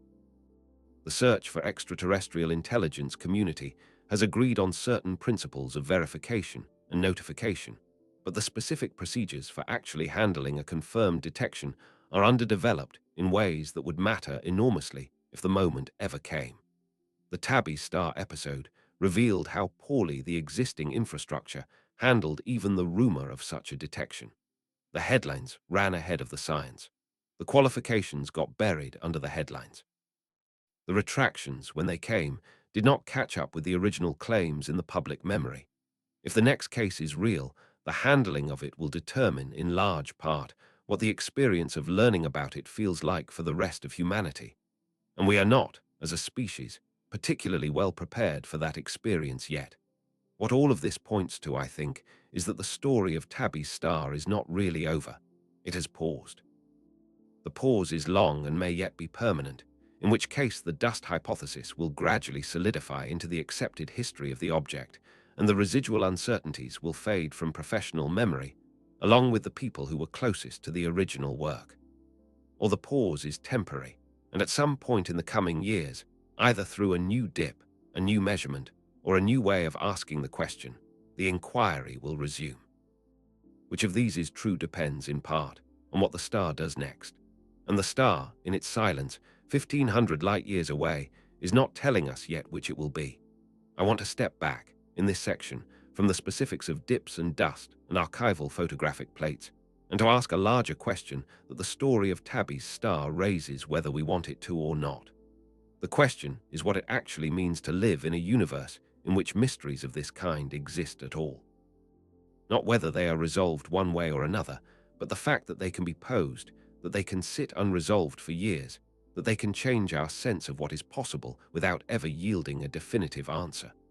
The universe, when you allow yourself to think about it honestly, is unimaginably large. The number of stars in our galaxy is somewhere around 200 billion. The number of galaxies in the observable universe is something like 2 trillion. The total number of stars accessible to our instruments is therefore on the order of 400 billion trillion, a number that the human mind is not equipped to process in any direct way. We do not feel the size of this number when we read it. We see the digits and we move on. But the number is real, and the consequences of its reality are real, and one of those consequences is that whatever is true about how stars and planets and life and intelligence work, the universe contains an enormous amount of evidence about that truth, scattered across distances we cannot easily traverse. Our access to that evidence is, by historical standards, extraordinary, and by absolute standards, almost vanishingly small. We have built instruments that can detect light from objects whose photons have been traveling toward us since before the Earth existed. We have measured the temperature of the universe to 4 decimal places. We have catalogued thousands of planets around other stars, some of them small enough and cool enough to potentially harbor liquid water on their surfaces. By any reasonable measure, We are living through one of the great expansions of human knowledge about our cosmic situation. And yet, when we ask the question that we most want to ask, the question of whether we are alone, the answer is still missing, and the path to obtaining the answer is still unclear. Tabby's star is, in a sense, the shape of that missingness made visible. It is a place in the sky where we can point our most sensitive instruments, where we can study a single object across years of careful observation, and where the result of all that effort is not certainty, but a more refined version of uncertainty. The star has not given up its secret. It has only allowed us to characterize that secret in more detail. This is, in a strange way, a gift. It is a reminder that the universe is still capable of surprising us, and that the surprises do not always resolve into easy answers, and that the discipline of looking carefully at something for a long time is worth practicing even when the looking does not produce a clean conclusion. There is a particular kind of perspective that emerges when you sit with this for a while. It is the perspective of cosmic patience. The universe, in its scale and its age, has all the time in the world. We do not. We have, individually, a few decades of attention to spend, and as a species, perhaps a few centuries before the systems we have built either stabilize into something that can persist or fail in some way that ends the project of human knowledge. Inside that constrained window, the questions we ask have to be chosen carefully, because we will not get to ask all of them. The question of whether anything else is out there, whether the universe contains other minds, other civilizations, other forms of awareness, is one of the questions that we may or may not get to answer before our window closes. Tabby's star is one data point in that larger question. It is not the answer to the question, but it is a reminder that the question is real and that the universe is, in some sense, the kind of place where the answer could conceivably arrive. What does it mean to live in a place like that? What does it mean to be the kind of being that can ask this question at all? These are not questions that astronomy can answer, but they are questions that astronomy puts in front of us in a way that few other disciplines do. When you look up at the night sky from a dark place, away from the lights of cities, and you see the faint streak of the Milky Way arching across the heavens, you are looking at hundreds of billions of stars, each of them potentially the center of a planetary system. Many of them potentially host to environments where complex chemistry could give rise to whatever it is that gave rise to us here. The probability that we are the only example of this process anywhere in that entire field of view is not impossible, but it is not obvious either. The universe has had a long time and a lot of room to work with. Whatever it has done with that time and that room, it has done it on a scale that our daily lives do not prepare us to grasp. Tabby's star is, in this larger context, a doorway. Not because it is necessarily evidence of anything beyond natural processes, but because it is one of the first cases in which the question of whether something built could be detected from this great distance had to be taken seriously by mainstream science. Even if the answer turns out to be no, even if the dust hypothesis is eventually confirmed in all of its details, and the star turns out to be a particularly elaborate example of natural processes we did not fully appreciate, the experience of having had to take the question seriously will have left a mark on the field. The mark is not insignificant. It changes what counts as a thinkable thought. It changes what counts as a question worth asking. It changes the calibration of the next generation of astronomers, who will grow up knowing that one of the most discussed stars of the past decade was discussed, at least in part, in terms that their predecessors would have dismissed as unserious. This kind of shift is how cultural change happens in any field, not through a single dramatic announcement, but through the gradual reweighting of what is considered respectable to wonder about. The question of whether the universe contains other minds is, by any reasonable measure, one of the most important questions a sentient being could ask. The fact that we have spent most of human history unable to address it scientifically is an accident of our technological situation. The fact that we are beginning, in our lifetimes, to be able to address it is something close to miraculous, and the small handful of cases where the addressing has actually happened, even imperfectly, are the early steps of what may eventually become a much longer journey. I do not know whether we will be the generation that finds the answer. I do not know whether the answer, when it comes, will be one we are prepared for. I do not know whether Tabby's star will turn out to have been the first hint of something extraordinary or a particularly stubborn example of natural processes whose explanation we will eventually find. What I do know, and what I want to leave you with as we approach the end of this story, is that the question is real. The mystery is real. The fact that we live in a universe where this kind of question can be posed and pursued is in itself a remarkable thing, and not one that we should take for granted. When you look up tonight, or whenever you next have the chance to step outside under clear sky, find the constellation of Cygnus. It is high overhead in the northern summer, harder to see in winter, but visible from most of the northern hemisphere for much of the year. Inside that constellation, between the bright stars Deneb and Vega, is a small patch of sky that Kepler stared at for 4 years. Somewhere in that patch, too faint to see with the naked eye, is the star we have been discussing tonight. It has been there for billions of years. It will be there for billions more. Whatever it is doing it without any concern for our attention. And the fact that we have spent 10 years trying to understand it, and that we will probably spend many more, is a small but real example of the kind of beings we are, looking out across the immense darkness, trying to make sense of what we see. We have come to the end of our journey through one of the most stubborn mysteries in modern astronomy. We started with a strange light curve, found by amateur volunteers in publicly released data, and we have walked, step by step, through everything that the past 10 years of observation, analysis, and argument have produced. We have looked at the dips, the fade, the failed unifying hypotheses, the partial answers that have been allowed to stand in for complete ones, and the question that the field has politely declined to keep asking out loud. We have arrived, finally, at a place where the honest summary of what we know about Tabby's star is shorter than the summary of what we do not. What we know is that a single star, 1,500 light-years from Earth, has been dimming in ways that no other known star is dimming. We know that some of that dimming is consistent with dust.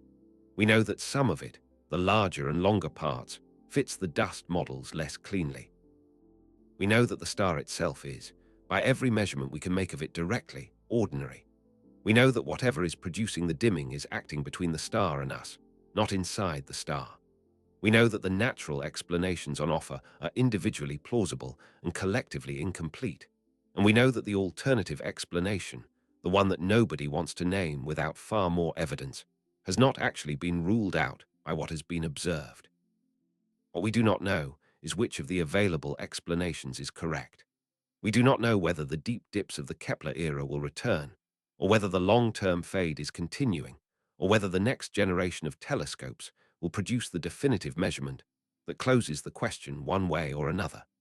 We do not know whether Tabby's star is alone in its behavior, or whether it is the first known example of a category of objects that we will eventually find in larger numbers.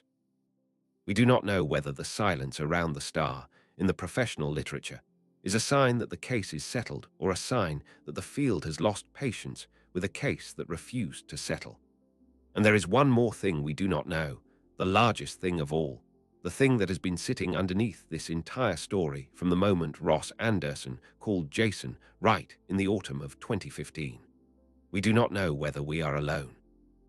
The question that Tabby's star opened, the question of whether something built could be detected from a great distance, is a question that the universe will eventually answer, one way or the other. It will answer it either by yielding a clear signature somewhere, at some star, at some moment in the coming decades or centuries, or by remaining stubbornly silent across every search we mount, until we conclude, however reluctantly, that the silence itself is the answer. Tabby's star is one of the earliest stations on the road to that eventual answer. It is not the destination, but it is, in its own peculiar way, the place where the road first became visible. I want to leave you with something specific to hold onto as you go back to whatever you were doing before you sat down to listen to this story. The next time you hear a confident statement from any source about a scientific question whose stakes feel large, I want you to remember the shape of the Tabby's star story. I want you to remember that the leading explanation is often the best available approximation, not the final truth, and that the distance between the two is sometimes larger than the surface of the conversation lets on. I want you to remember that consensus, in any field, is a working agreement among careful people, and that working agreements are not the same as proofs. I want you to remember that there are mysteries in the world that have not been resolved, and that the absence of a resolution is sometimes a more honest place to stand than the presence of a confident answer. And I want you to remember that the universe is large and old and full of things we have not yet looked at carefully, and that the people who try to look at those things carefully are doing something difficult and worthwhile, even when their conclusions are partial. Tabby's star is still up there. Tonight, as I am speaking, photons from its surface are arriving at telescopes on Earth, having traveled 1,500 years through the cold, dark vacuum to reach us. Some of those photons came from the unobscured surface of the star, carrying the light it has always emitted, the light that crosses the gulf of space the way starlight has crossed that gulf since stars first ignited in the early universe. Some of them, on certain nights, will not arrive, blocked by whatever is sitting in the line of sight, doing whatever it is doing, for whatever reason it is doing it. We will measure those missing photons, and we will write papers about them, and we will argue about what the absence means. And the star will continue, indifferent to our arguments, doing what it does. There is a particular feeling that comes from sitting with a mystery that has not been solved, and I want to give that feeling its due before we close. It is the feeling of being small in a universe that has more in it than we can yet account for.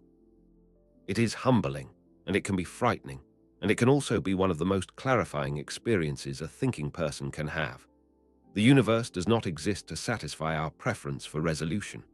It exists, and we exist in it, and our job, to the extent that we have one, is to look at it carefully and to report what we see, and to be honest about the gaps between what we see and what we understand.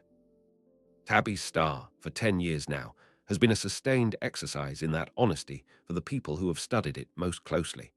And in the next 10 years, or the next 50, that exercise may continue, or it may give way to a clearer picture, or it may quietly fade into the background as some new mystery takes its place.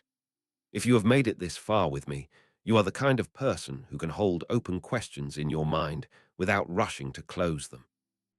That is a rare quality and a valuable one, and the world needs more of it than it currently has. So thank you for staying. Thank you for letting this story take its time. Thank you for thinking carefully about a star you cannot see with your own eyes, 1,500 light years away, doing something nobody on Earth has yet fully explained. If this story moved you, or made you think, or made you want to keep wondering, please take a moment to like the video, to subscribe to the channel, and to share it with someone who might find it as strange and as worth thinking about as you have. Leave a comment below telling me where you are watching from. I want to know what part of the world is sitting with this question tonight. And if you have your own thought about Tabby's star, or about any of the open questions we have walked through together, I want to hear it. Tomorrow, somewhere in the constellation of Cygnus, the star will keep doing what it does. Astronomers will keep watching, or not, as their attention and their funding allows. The data will keep accumulating. And the answer, when it comes, will come the way most scientific answers come, gradually, partially, through the patient work of people who refuse to round up their uncertainty into a false certainty. Until then, we wait. We look up. We wonder. And we keep listening for what the universe might be trying, in its own slow and silent way, to tell us. Good night, and keep looking up at the stars, knowing that not all of them have given up their secrets yet, and that the most interesting ones, sometimes, are the ones that refuse to.